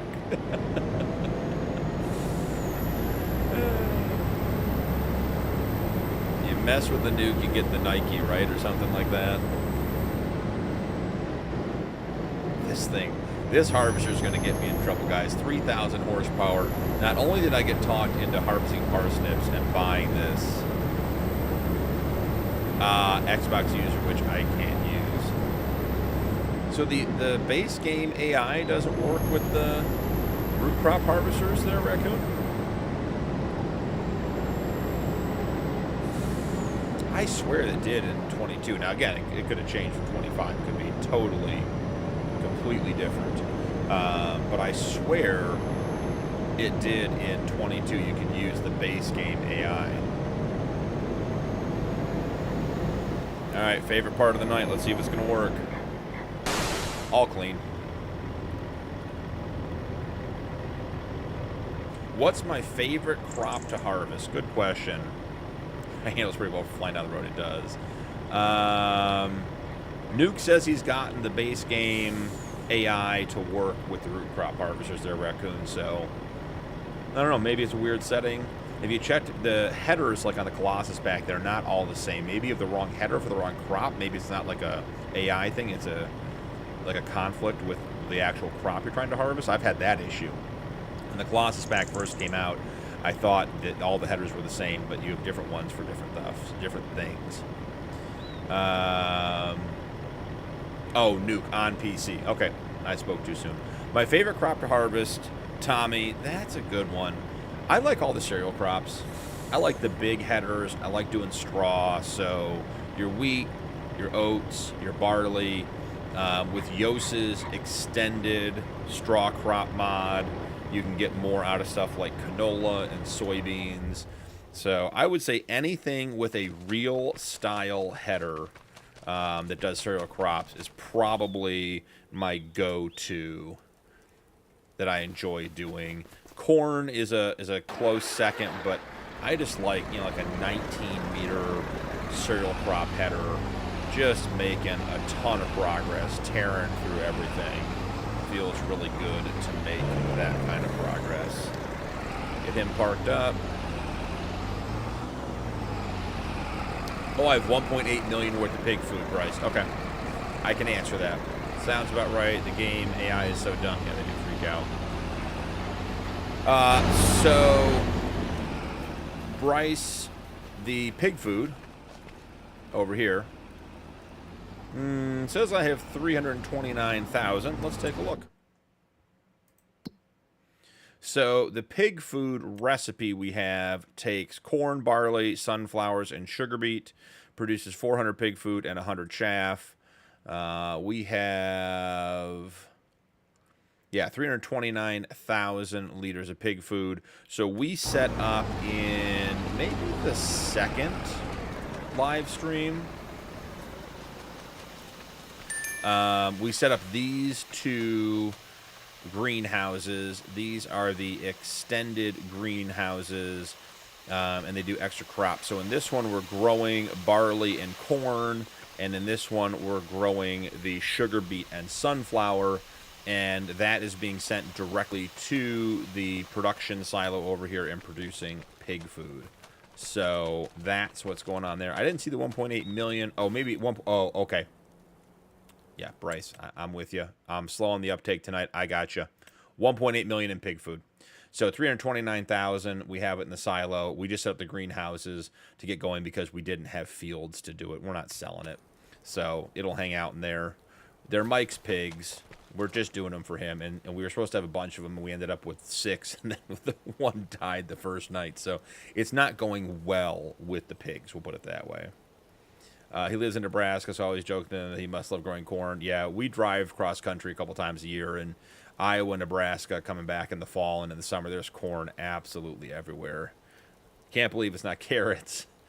Corn for me, so satisfying in cab view. The corn is very cool in cab view, I agree. Raccoon, you have to have another player to be harvesting the root crops while the other trying to use a trailer, but every time I try the AI, cannot find the field or it's unavailable. That's a weird one. I don't know why the AI wouldn't be able to find the field. I almost wonder if it depends on which harvester you're using, because some of the crops you have to top first. Isn't it potatoes? Is it potatoes and sugar beets that technically you're supposed to run a topper over first, and then you can harvest them? So it might be something like that. Charzona, welcome in. Mike, I tried to play this game, but I couldn't get into it. That's all right, Mike. You want to hang out and chat with us? You don't have to play to hang out. Corn everywhere in Ohio. Yeah, that is true. A lot of ethanol.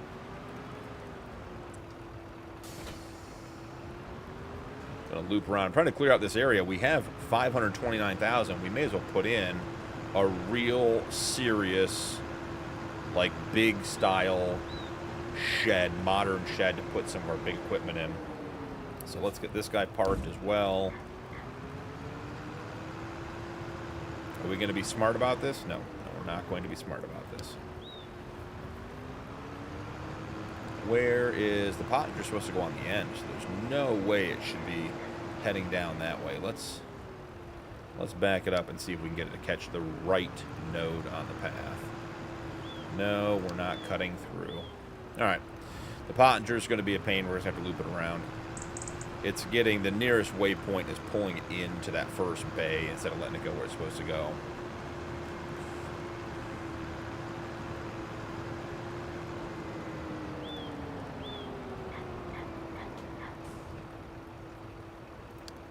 Get him pulled in. All right, let's see. Toppers don't work, exist here in FS25. I have no issue having potatoes. Okay, Jay. Yeah, I said, I don't know if the Colossus did the toppers. I know in 22, I think when they first came out with potatoes, you had to do the topper. I remember that. Okay, maybe not so from Tommy. Maybe not so much on the map, but rather set an entire map on auto drive routes and have the harvest entire map one time and watch for the time. Okay, yeah. So basically, like, not own the map, but just run the map. Like, run it from one side to the other, getting everything done. Yeah. That would be, we could do something like that. I mean, that would be crazy on the Dakota 16X, but that would be a good multiplayer task, because then you'd have guys running stuff back to silos and everything else, getting all that kind of stuff done. I could see that being a lot of fun.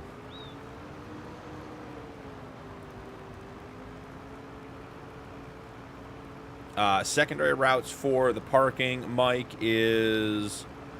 Let me pull this guy out of the way. I need to do it. The muscle memory will kick in. I believe it's shift left click on record. Let's see. Yeah, shift left click on record does a secondary route. shift, right-click does a two-way secondary route. And then I'd have to look up the shortcuts for the reverse routes, because I don't think you can actually force it to do a reverse route. It just does it if you're driving backwards.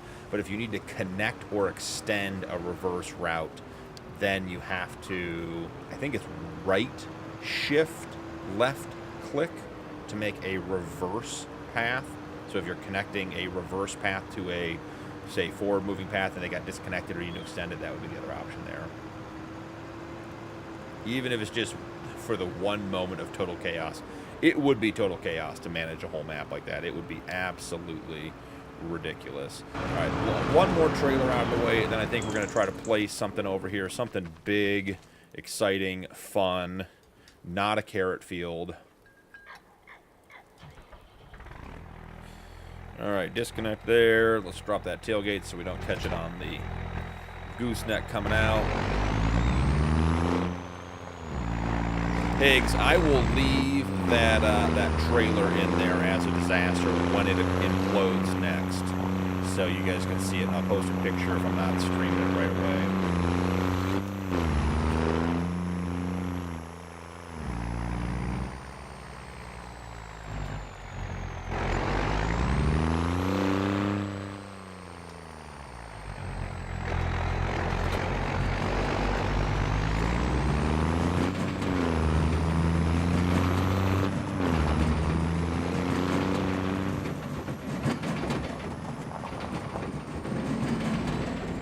All right.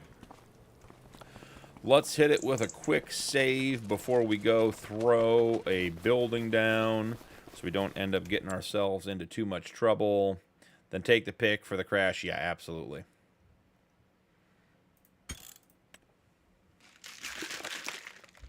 Sorry, guys. That might have been loud in the mic. I wasn't thinking about that one.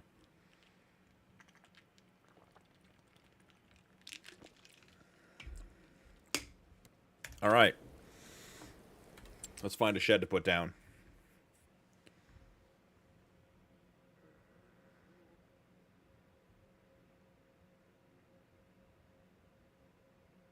Oh, yeah. Raccoon, yep. Makes sense. Makes sense. We were talking about computers. Even, like, I've got a pretty well-built gaming rig. And we were talking about, like, the 64X maps and some of the bigger stuff. There's always stuff out there that is just too much stress for the system. So if you're enjoying it, play it, have a good time with it. All right, so what kind of big shed should we put in? I want like a big modern looking, multiple big doors. I mean, something like this, but that's not even close to big enough. The metal garage, still really not that big. This one's nice, so it's got two big doors, a medium and a small, and then the back is a drive-through. I've used this one. I may have actually used this one on the Dakota map for my playthrough. Have you ever set up a camera that shows your controls while you're playing? I believe you said you have a specific setup for FS, right? Yeah, so Tommy, I have a steering wheel, a Farmstick, pedals, the keyboard, the mouse, all that kind of stuff. I have actually, like right over here next to me, I have an old Logitech webcam that I was going to try to get set up on my Farmstick. The problem is my Farmstick sits on my desk, and because I want to get the mount that puts it down below. It's actually better for me easier for me to grab, but I don't have the space to get that where it needs to be. So I'd have to get some kind of tripod to have the webcam like on the floor, like it'd be behind me, like right up over here, looking over my shoulder. And I just have to figure that out, just as far as like where to run the cable, where to get the tripod, all that kind of stuff. I think maybe we run this one. I'm liking, was it this one? No, it was this one. Oh, wrong button. So, and I'm debating if I move my gaming setup into the other room, and then I could actually, I have a room next to me that I could move stuff into, and it would give me the ability to have a little different setup, and I think that might be helpful. So I've been toying with that idea. All right. Let's get this out of the way so that guy can go park, so I can get the auto drive network up, so I can see where I have this other course, so I don't end up putting the barn right in the middle of the course.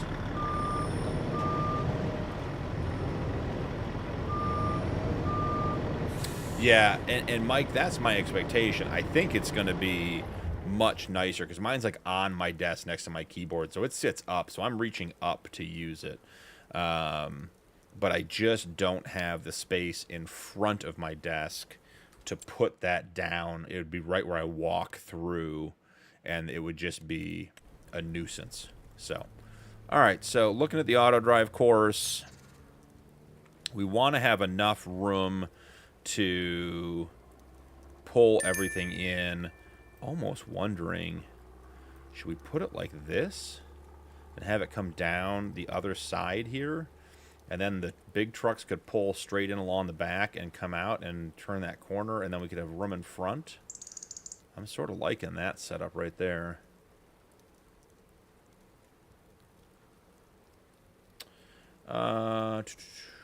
Nuke bigger. I'm not sure what you're saying bigger to, but sure. Oh, did I not change the colors on this one? Because we had everything. We were going with the Onyx, weren't we? Yeah, I bet that makes it all. Oh, that's nice looking at Onyx. Yep, you're getting replaced, bud. Sell that. Grab the other one. Bring it back. Make that Onyx. All right. Any solar panels available on this one? Nope, no solar panels available.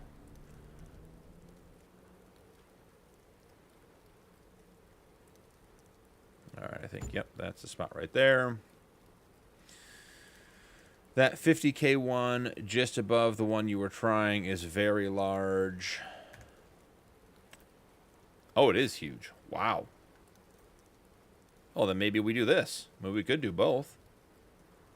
Right? And we could put this one right here. And then this could just be our... Yeah, that would fill up this area. That's a good one. The one I have, clamps to the desk, not a floor stand, unless I'm saying... No, Mike, so yeah, I wasn't explaining that well. I want what you have, the one that clamps to the desk. I'm saying in order to have a camera on the Farmstick so you guys could see when I'm using it, I would need a floor-based tripod to get the webcam like up over the top of the Farmstick, looking down at it so you guys could look at it. I tried setting it up behind it and trying to look across, but it just gets lost on everything else on my desk. Oh, bigger shed. Yep. Looks fine. Nuke, and less bigger the better, but more expensive. Good call, Herman. I'm jealous of your storage. Yeah. Yeah, I imagine. Let's move the rest of this stuff, and let's put that other one down too. I think that would be... I think that finished out that part of the yard nicely. We'll have some big storage for a couple of things that we need to get in there, like the harvesters, and then we'll get all the auto drive set up and everything else in there. We got the long pass-through. Wow, this is bashing trailers together. Long storage on the back end of the one we just put down to get the semi-trucks driving through. We can do some landscaping. It's been a snowy day today. All right, so grabbing that 50K shed. Which way do we want to put it? Well, first off, let's customize it before I forget to do that, and then we got to come back and do that later. Going with the Onyx.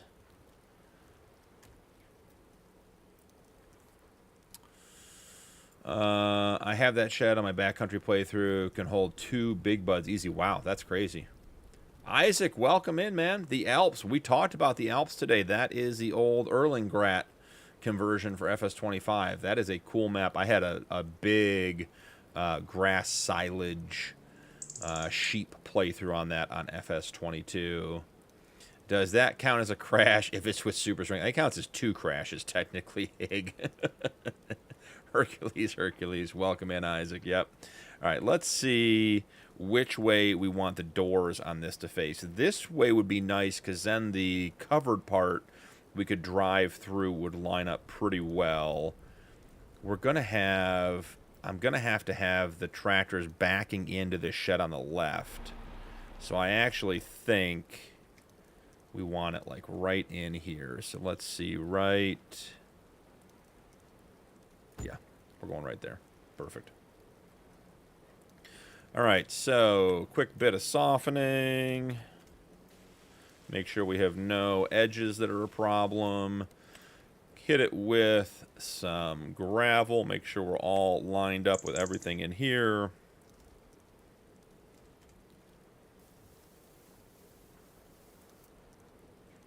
I think we're going to do something like this to come across. All right, that's not too bad. I do think, Mike, I think this is going to become one giant gravel pad. I think that's the only way this works.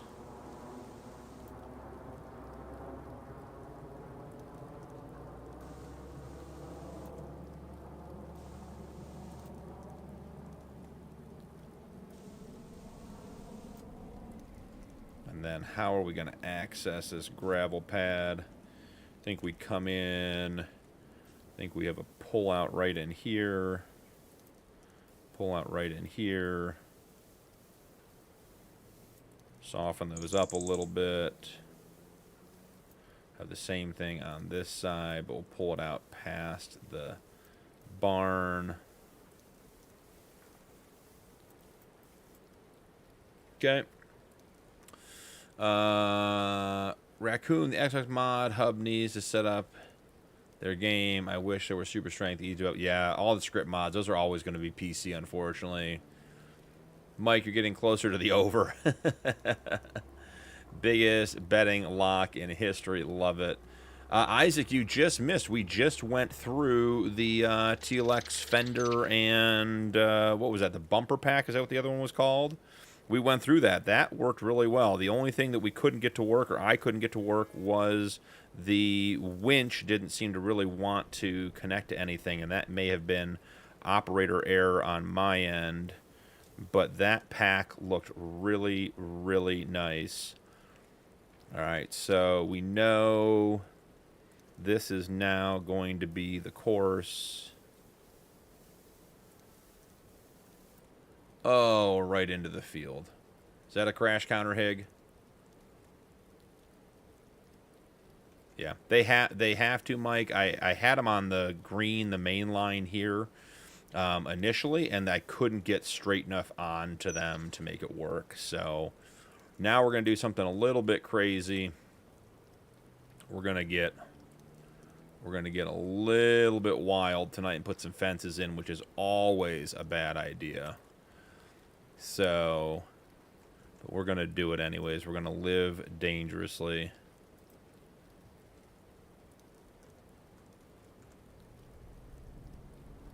What is it? F4? Uh-oh. Can learn.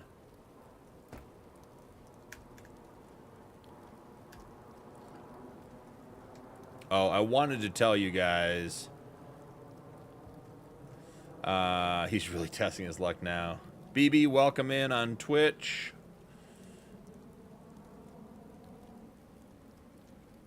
Your secondary parking. Okay, yeah, and of course, grass now. Of course, as soon as I typed it. Massey, the Massey Ferguson 8700, that's a nice one. Testing my luck. You missed a spot in the middle of the white shed in the big gravel spot. Yep, that one right there. We're leaving that one. I like a little bit of grass growing around by the doors. So let's put a couple more fences in and try to better define the yard just a little bit. And then this one we'll take and run this way. And this one...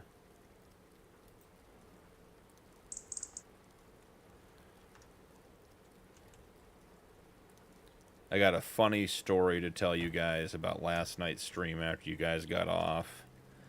So, if you remember, you guys taught me how to use flight mode last night. And I told you guys I didn't know how to use it, yada, yada, yada. And so, you guys got me all set up. I was using it at the end there, screwing around a little bit. After the stream ended, I was trying to just get some of the equipment back to the farm, and I didn't turn flight mode off. and so my E and Q keys were stuck on flight mode, and E is how I get in and out of the vehicles. So I couldn't get in or out of any of the vehicles, and I spent a solid 5 minutes trying to get out of and into the tractors to get them parked, and could not do it until I figured out I still had flight mode on. So you guys got me with the flight mode. Soul patch for the shed.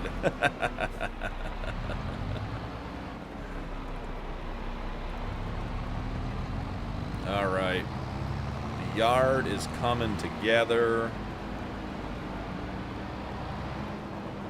Looking sharp. Maybe a little bit more. Let's hit the grass real quick.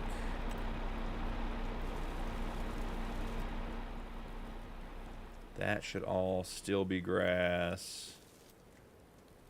Should be good through here. All right, and let's find a couple of trees to put in. Oh, I didn't rotate. Didn't rotate.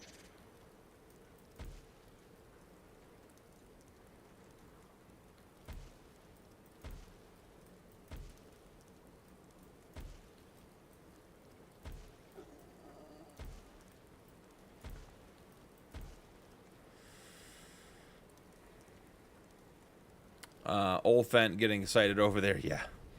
You're getting the win on the bet tonight. So many fences to hit. Yeah. Mike knew the fences were coming. What's crapping in, Nacho? Welcome in, bud. Glad to have you back. If you guys didn't see, Nacho posted a review video of the train silo. Was that Missy B's? Is that who did that one, Nacho?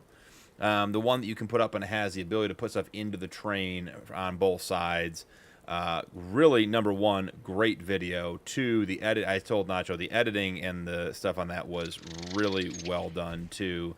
If you guys haven't seen that, he shared that in the Promote Yourself announcement stream over on Discord. Definitely check it out. Was a very, very cool video. And Nacho, I was going to ask about that. I didn't get a chance to watch the video. I know you said you did one, but the build of that train station, did you build that onto the map? I haven't played the Settlers map. I haven't even looked at it. So did you build that onto the Settlers map there with that giant platform and everything else? Because that was really neat. All right, a couple more bushes and we're done with the landscaping. Can fill more in later as we go.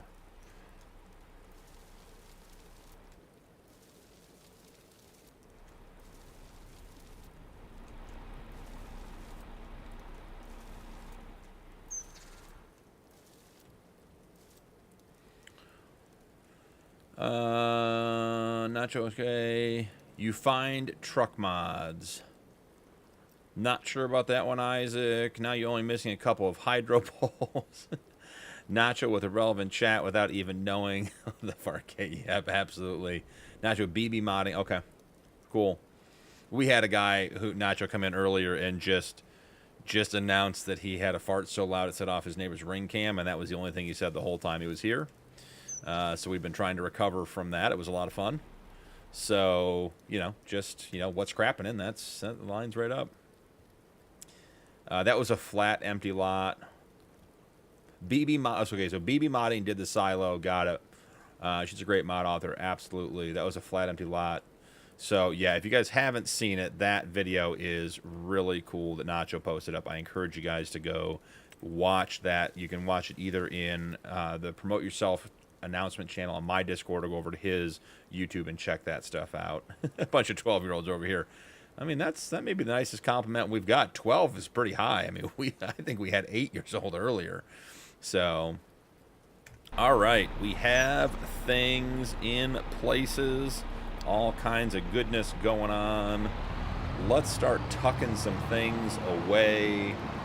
I think we're going to see if we can get the root crop tipper in there, which the tires are too wide on the Fendt for all of that. The Fent can head back in over here. We've got multiple spots for harvesters now. I do want to see if we got any stones. I'm going to jump time up a little bit at the stone crusher before the end of the episode.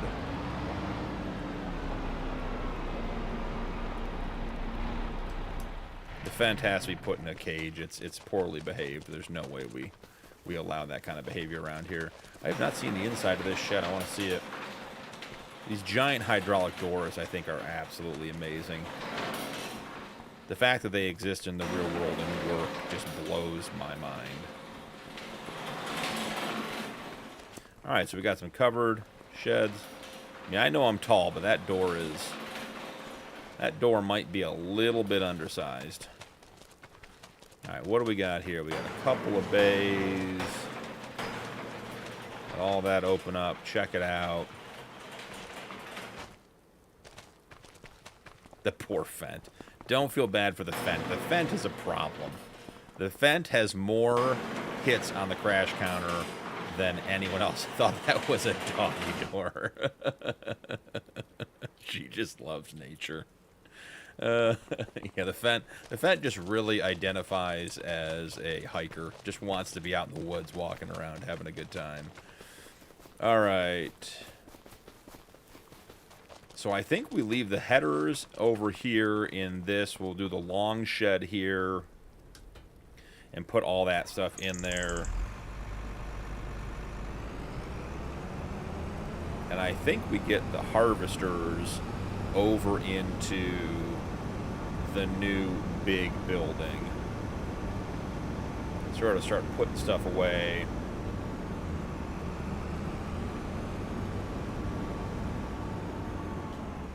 Have to do some pull-through courses for this one. I guess technically we could do that real quick. What does the interior look like? Great question, Higgs. Let's take a look.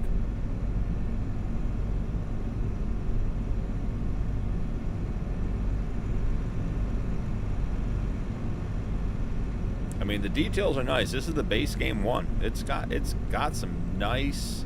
The modeling's nice. Got the little jumper seat. Even got muddy footprints down there. It's very nice. Hey, CB, welcome back in. Hig, you saw nothing. There was nothing there. Nothing there. CB, we did parsnips. We funded this entire farmyard build doing parsnips. So I'll show you real quick, CB, get you caught up. You can check it out on the VOD. We bought Field 116. So, CB, here's what happened. First off, I opened the stream, and Mike and Nuke, who we're now calling Nike as a combined name, the first comment that appears in the chat when I start the stream is Mike saying, if we bring up carrots more than we already have, he'll probably cancel the stream. So we're in here. We're having a good time. I go into the sale, and sure enough, the Colossus root harvester, this giant orange piece of work over here, is on sale for $156,000. So it seems serendipitous that, you know, it's in the sale. We've been talking about it. So I buy it and paint it orange. And then we get into the map, and it turns out that Field 116, right just across the road, just right next to the farm, is parsnips, and it's ready to be harvested. So we ended up buying it. And I think the guys, I think chat really thought it was going to be, yeah, like it was meant to be. I'm convinced that Mike and Nuke hacked into my game save and altered what was on the fields and what was in the sale. But I think everyone was convinced it was going to be a big deal. But I bought the harvester with a 2.5 million liter capacity. We put it loose on the field. It cut the whole thing. It harvested the whole thing without needing to be emptied while I talked and did other things. So we harvested parsnips, and we had $47,883. See, Higgs, I remember numbers every once in a while too. And we sold the parsnips, and we had about 600K, so we decided to put some sheds in. So we've got this new big shed here that we're getting stuff put into. Let's go ahead and get that guy turned off. And then we put in the smaller big shed over here with the drive-through on the backside for some of our semis. And we're just sort of getting stuff put where they need to be.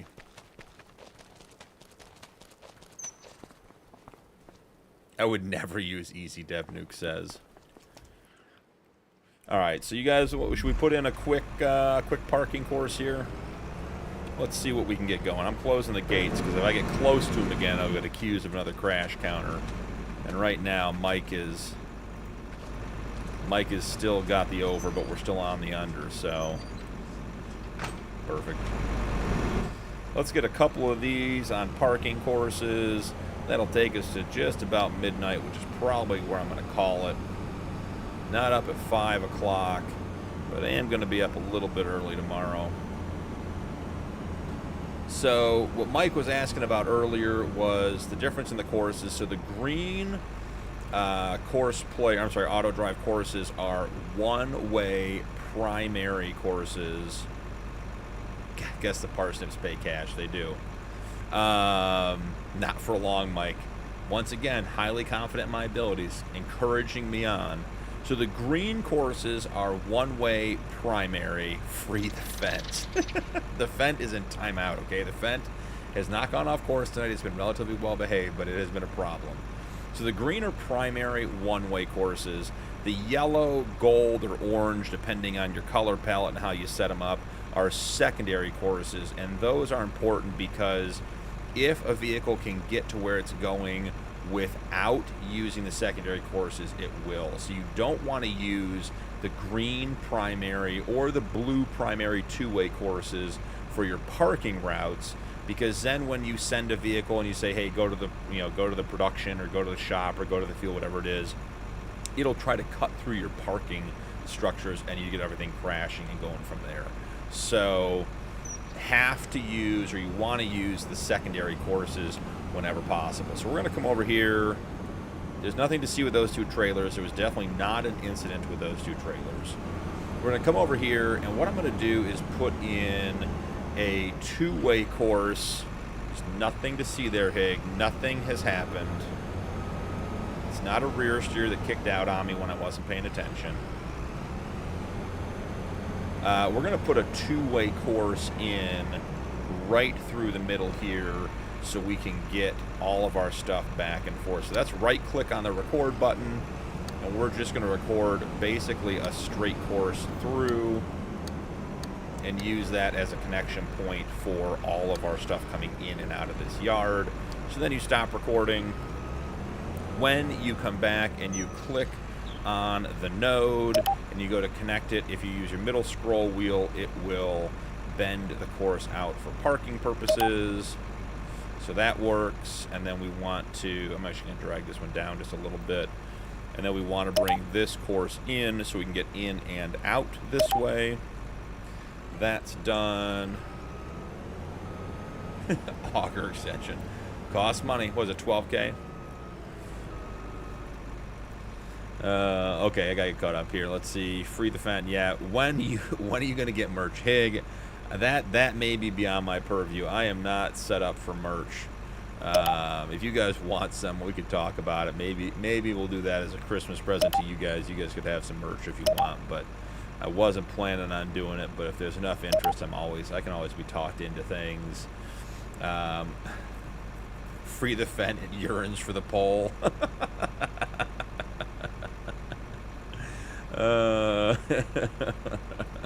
That'll be on the first piece of merch. The Fent yearns for the pole. I'd buy a hat, just saying. Yeah, Hig, you did see me bump into that building. What do you think? We're going to get more maps for... Think about getting more maps for FS25. Raccoon, we've talked about that. I felt like the mods for 25 have been very, very slow to come out. So I'm hoping soon. All right, so we're going to do a secondary parking course. We're going to connect it so we can come in either way. We're going to come down here. We're going to shift left click on record, which gives us a secondary route. And we're just going to pull through into here. We'll connect up from this side of the course. And you notice it makes it a secondary course as well. And this side will come through. And you need to pull a little bit past your parking spot where you want to stop, because it'll pull up to the node. So that one that's right there at the end of the garage is going to be just about perfect.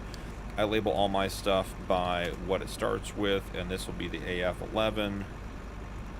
So when I come into my menu here, you can see all of my parking spots are labeled here. We will get into folders for auto drive soon, but not tonight. So we select the park for AF11, and then it is, I'm going to test it out first. Okay, so it is control right click when you have the destination set up here to set that as the parking spot for the vehicle or the implement that it's attached to, whichever one you are set on. And I didn't stop recording, so we now have a reverse course, which is more than we wanted. CB, have a good night, man. Thanks for stopping by. Just stop by to annoy you with the carrot. Hey, anytime, buddy. Glad you were here. Team Carrot, yeah, exactly. Here we've tried to guess what BP drives as a daily vehicle, IRL and chat. I've told you guys, I got a Ram. We talked about that the other night. A bumper car, yeah, clearly. Raccoon, I saw, did I see your message? But the maps, yeah, I think we got that one. Yep, Ram 1500, 2020, talked about the other night. Yep. Oh, Tommy, no worries. No worries. I don't assume that everyone's here and listens to everything I say. I'm only here for comedic entertainment when the video isn't any good. So, get these moved out of the way. We're going to have to delete these. That should be Alt, left click will delete your waypoints. That's one of the other hotkeys that we picked up off of the mod. And then we will connect this out. And this one's going to be a bit tough because of the angle. We've got to be in the building. And then this one's going to come out here and it'll link that way. So now, guys, if we were to bring the AF11 home, say we were out in the fields doing stuff and we brought it up to the farm. Yeah, Tommy, definitely no need to apologize in here. We got guys walking in and telling fart jokes, so, if we're accepting that level of communication, there's nothing you said that comes even close to needing an apology. So say we come back and we bring them back to the farm, drop the header, put it away. We can just click on the park button, which also is something you could consider hotkeying, either on your keyboard or on your Farmstick. And if we get rid of all of the auto drive courses, this guy will figure out his best way in and go from there.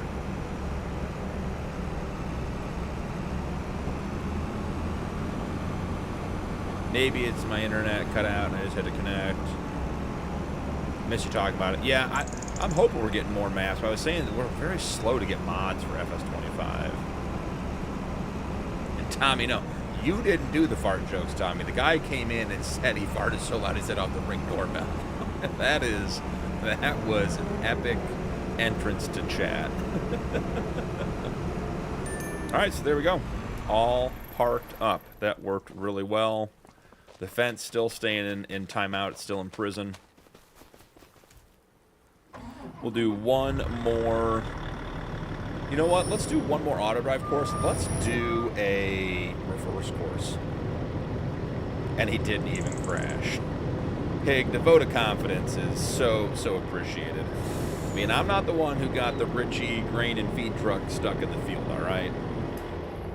That thing is beautiful. I love that truck.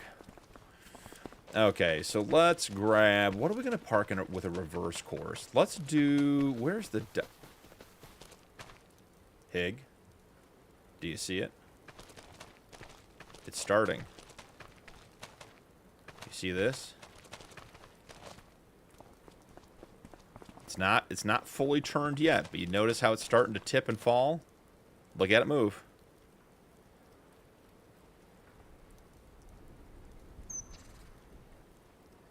So there you go. Maybe by the end of the episode, the MacDon will be across the whole shed and I'll have to reset it. So it's coming.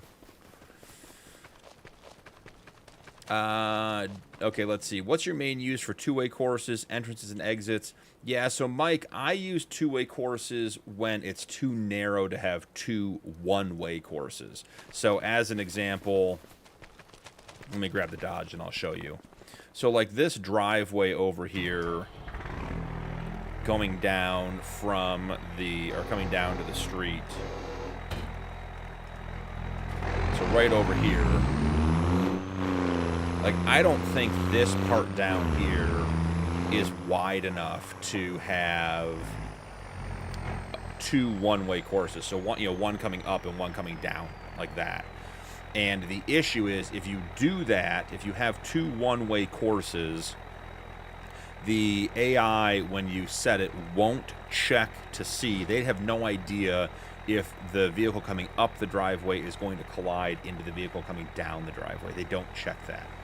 Conversely, if you do it this way with 1 two-way course, it'll stop. If, let's say we have a vehicle leaving the farm and I've sent something back from a field across the map, that vehicle coming back from across the map will stop at the last waypoint where the vehicle coming out of the farm can pass it and wait to enter this section of the auto drive network until it's clear. So in that way, if you were running, say we got into carrots, like in all seriousness, like a root crop, and we were running trucks back and forth to the farm, like had 3 or 4 trucks going, this is the way you'd want it set up, because they'll wait until this route is clear. So the guy comes up, goes to the silo, comes back down, and they'll wait until that route is clear before sending the next vehicle on it. Versus having the 2 one-ways, when you don't have enough space, they'll run into each other. Now, like down here on the road, where there's obviously 2 lanes, you know, having 2 one-way courses, like the vehicles aren't going to run into each other down here, so there's no reason not to have 2 one-way courses. But on something narrow like this, definitely 2-way is the way to go. I also find that when you really get into auto drive and your networks get complex, that the routes that the AI will pick out is oftentimes faster if you make some of the main ways through your farm 2-way, and that way they can escape and they can get out of areas that in ways that maybe you didn't intend, or when you first set up they didn't need to. So setting up a reverse course, we're going to get the Dodge to park. So, and we're going to, the idea is the Dodge is going to park in this bay over here. All right, so we want him to basically back up something like this and come in here.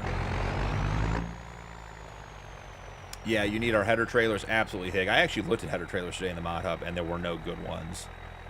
The pause when you saw it. Yeah, Herman, it's starting.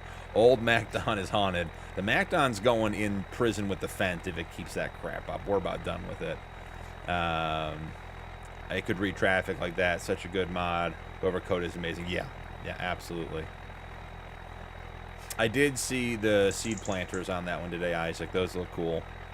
Yeah, the auto drive stuff, it's almost a shame how little they put out about it, because there's so much to it that we just don't know.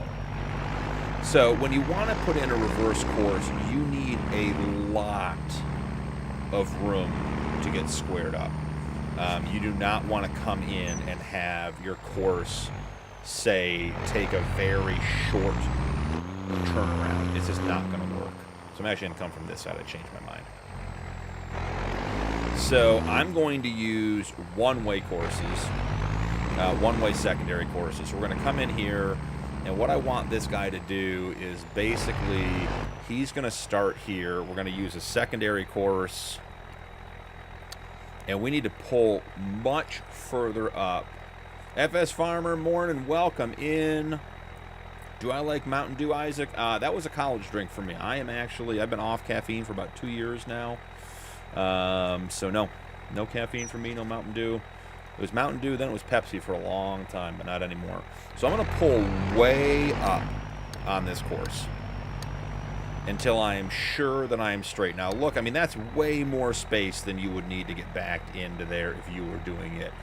But you need to leave a lot of space for the auto drive courses to get squared up if you're going to back them in, because they don't do well. If you're using a trailer, it's even more. Like if you're backing a semi-trailer into something, you need probably 3 to 4 times the length of the trailer to pull up and get straight. So once I pull forward, this is all a forward course. You can see it's that yellow, gold, orange color. As I start to back up, it's going to change to the baby blue, the backup color. And you want to make very smooth, subtle changes, get it squared up. You want to just keep it as smooth as possible. And just like how it will pull forward to the last node, it will back up to the last node. So if you look now, they're coming out the back of the truck. So I want one more right there. Now, here's where it gets tricky to label these. If you look carefully, I'm going to switch sides so there isn't all that junk in the background. The node that's under the truck, you see the red bar coming down, is the one that it's going to label. But I want to label the one at the back by the hitch, because I want to back in this far. If I continue to back up, it's going to add more network behind me, more auto drive network behind me that I don't want. So I'm going to stop here and I'm going to label it at the end, unlike when I do a forward course where I label it when I get to the point I want to stop. So this is as far as I'd want to pull in. Now, if you do this, you can park your truck here just like this. But when you go to use it, it's not going to be able to get out of the shed. It's going to crash, because this is, the light blue is a backing network only. So now, in addition to the pull-up we did on the other side, I need to pull forwards and reconnect to the auto drive network to get it to get out of the barn. So I'm going to pull forwards, basically straight out. And you can see we're back to the yellow dots. And I'm going to stop it right there and turn off the create network. And then I'm going to take this last dot and I'm going to connect it over to here for it to leave, or over here for it to leave this way. And now, so I will pull up towards the shed, I will back in here, and then I will park there. Now I still need to go set my parking point, so I back up until I have the node selected. I'm sure there's a hotkey for just clicking on it to label it. I don't remember what that one is. So back up until the red line is on the last node, come down to label it. We're going to call this park, dodge, save that. Then I'm going to come down here, I'm going to select the park dodge waypoint, and what did I say? Control right click. And now it says at the top, chosen parking destination, park dodge. You see the parking little square down here is white. So now if I pull this guy out, let's run him back to the beginning of the farm. So let's say once again, he just came back for some sort of task, and he came back to our farm waypoint where we would just send all of our vehicles back and we'd attach all the trailers and everything else. If I click the park button on auto drive, he will follow his course. I'm going to leave the course up so you guys can see him reverse. I beat my head against the wall of auto drive for a long time. I have a couple hundred hours figuring it out, so it is brute force learning, not anything to be impressed with. Now that we are going to have a problem, because here we go, I'm going to give you guys one more crash counter here, I bet. Push all the trailers out of the way. Had to get that out of the way. So he'll come down here. Notice he's using our two-way course, so he's approaching from the way we want, the two-way here down in the middle.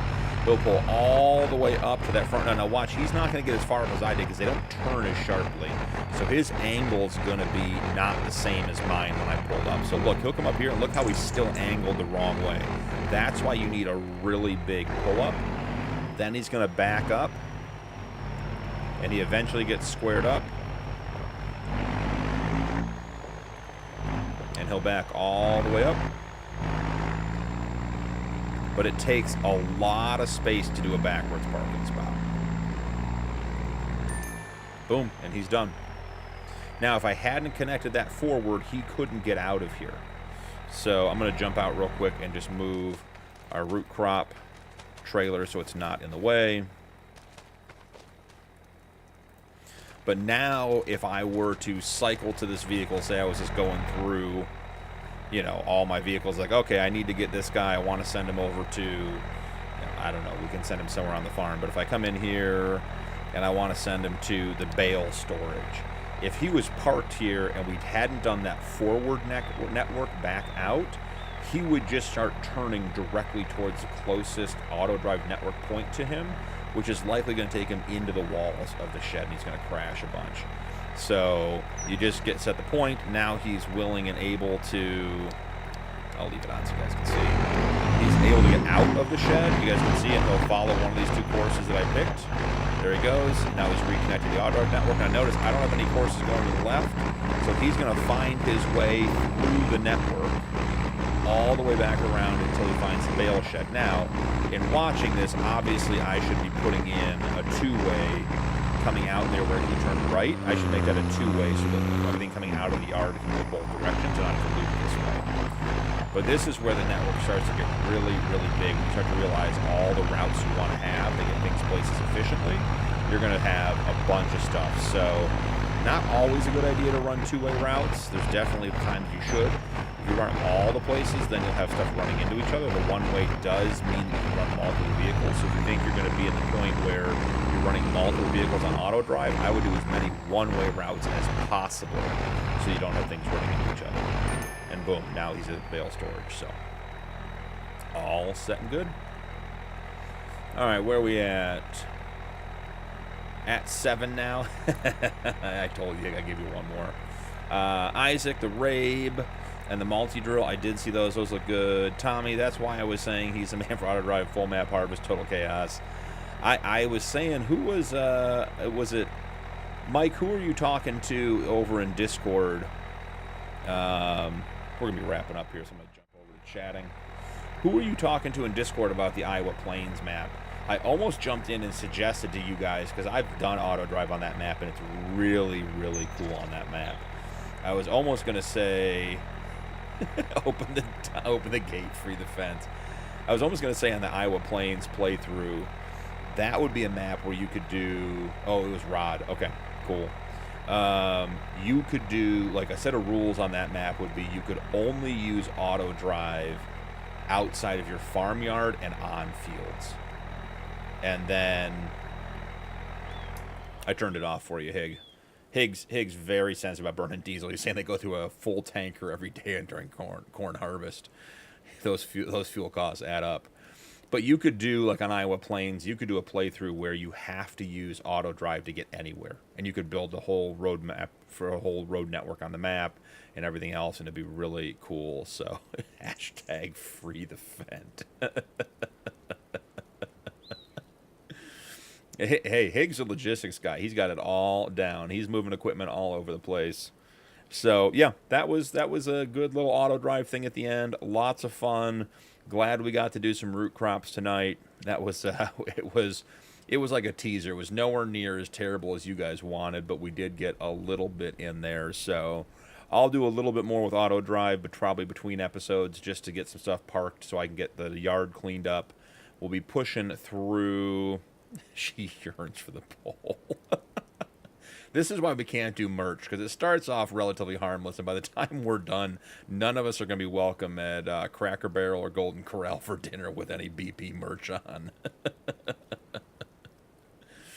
But yeah, got some fun stuff done with the auto drive. Hope you guys liked that. I'm always happy to do that kind of stuff. If you guys have questions or thoughts, just jump in and ask. Tommy's back to year 2 Supercut. That's a good one. The supercuts on the RC series turned out really well. They just the way the videos fell, the content worked really well. I'm fighting that a little bit on the Homestead series, because the Homestead series I'm on episode 19, and I think year 1 took 17 episodes. So absolutely just a very different series timing wise. But yeah, thank you guys for being here. You guys always make best group of 12-year-olds for sure. We're all up way past our bedtime. That's the problem. I hope no one's feeding the gremlins. But yeah, I appreciate you guys being here. We're going to wrap it up here. And, it was a lot of fun. Got some good stuff done. And, we got some hashtags for the middle school meddlers. You guys are great. So, as always, thank you for being here. Our next live stream will be Sunday at 1:30.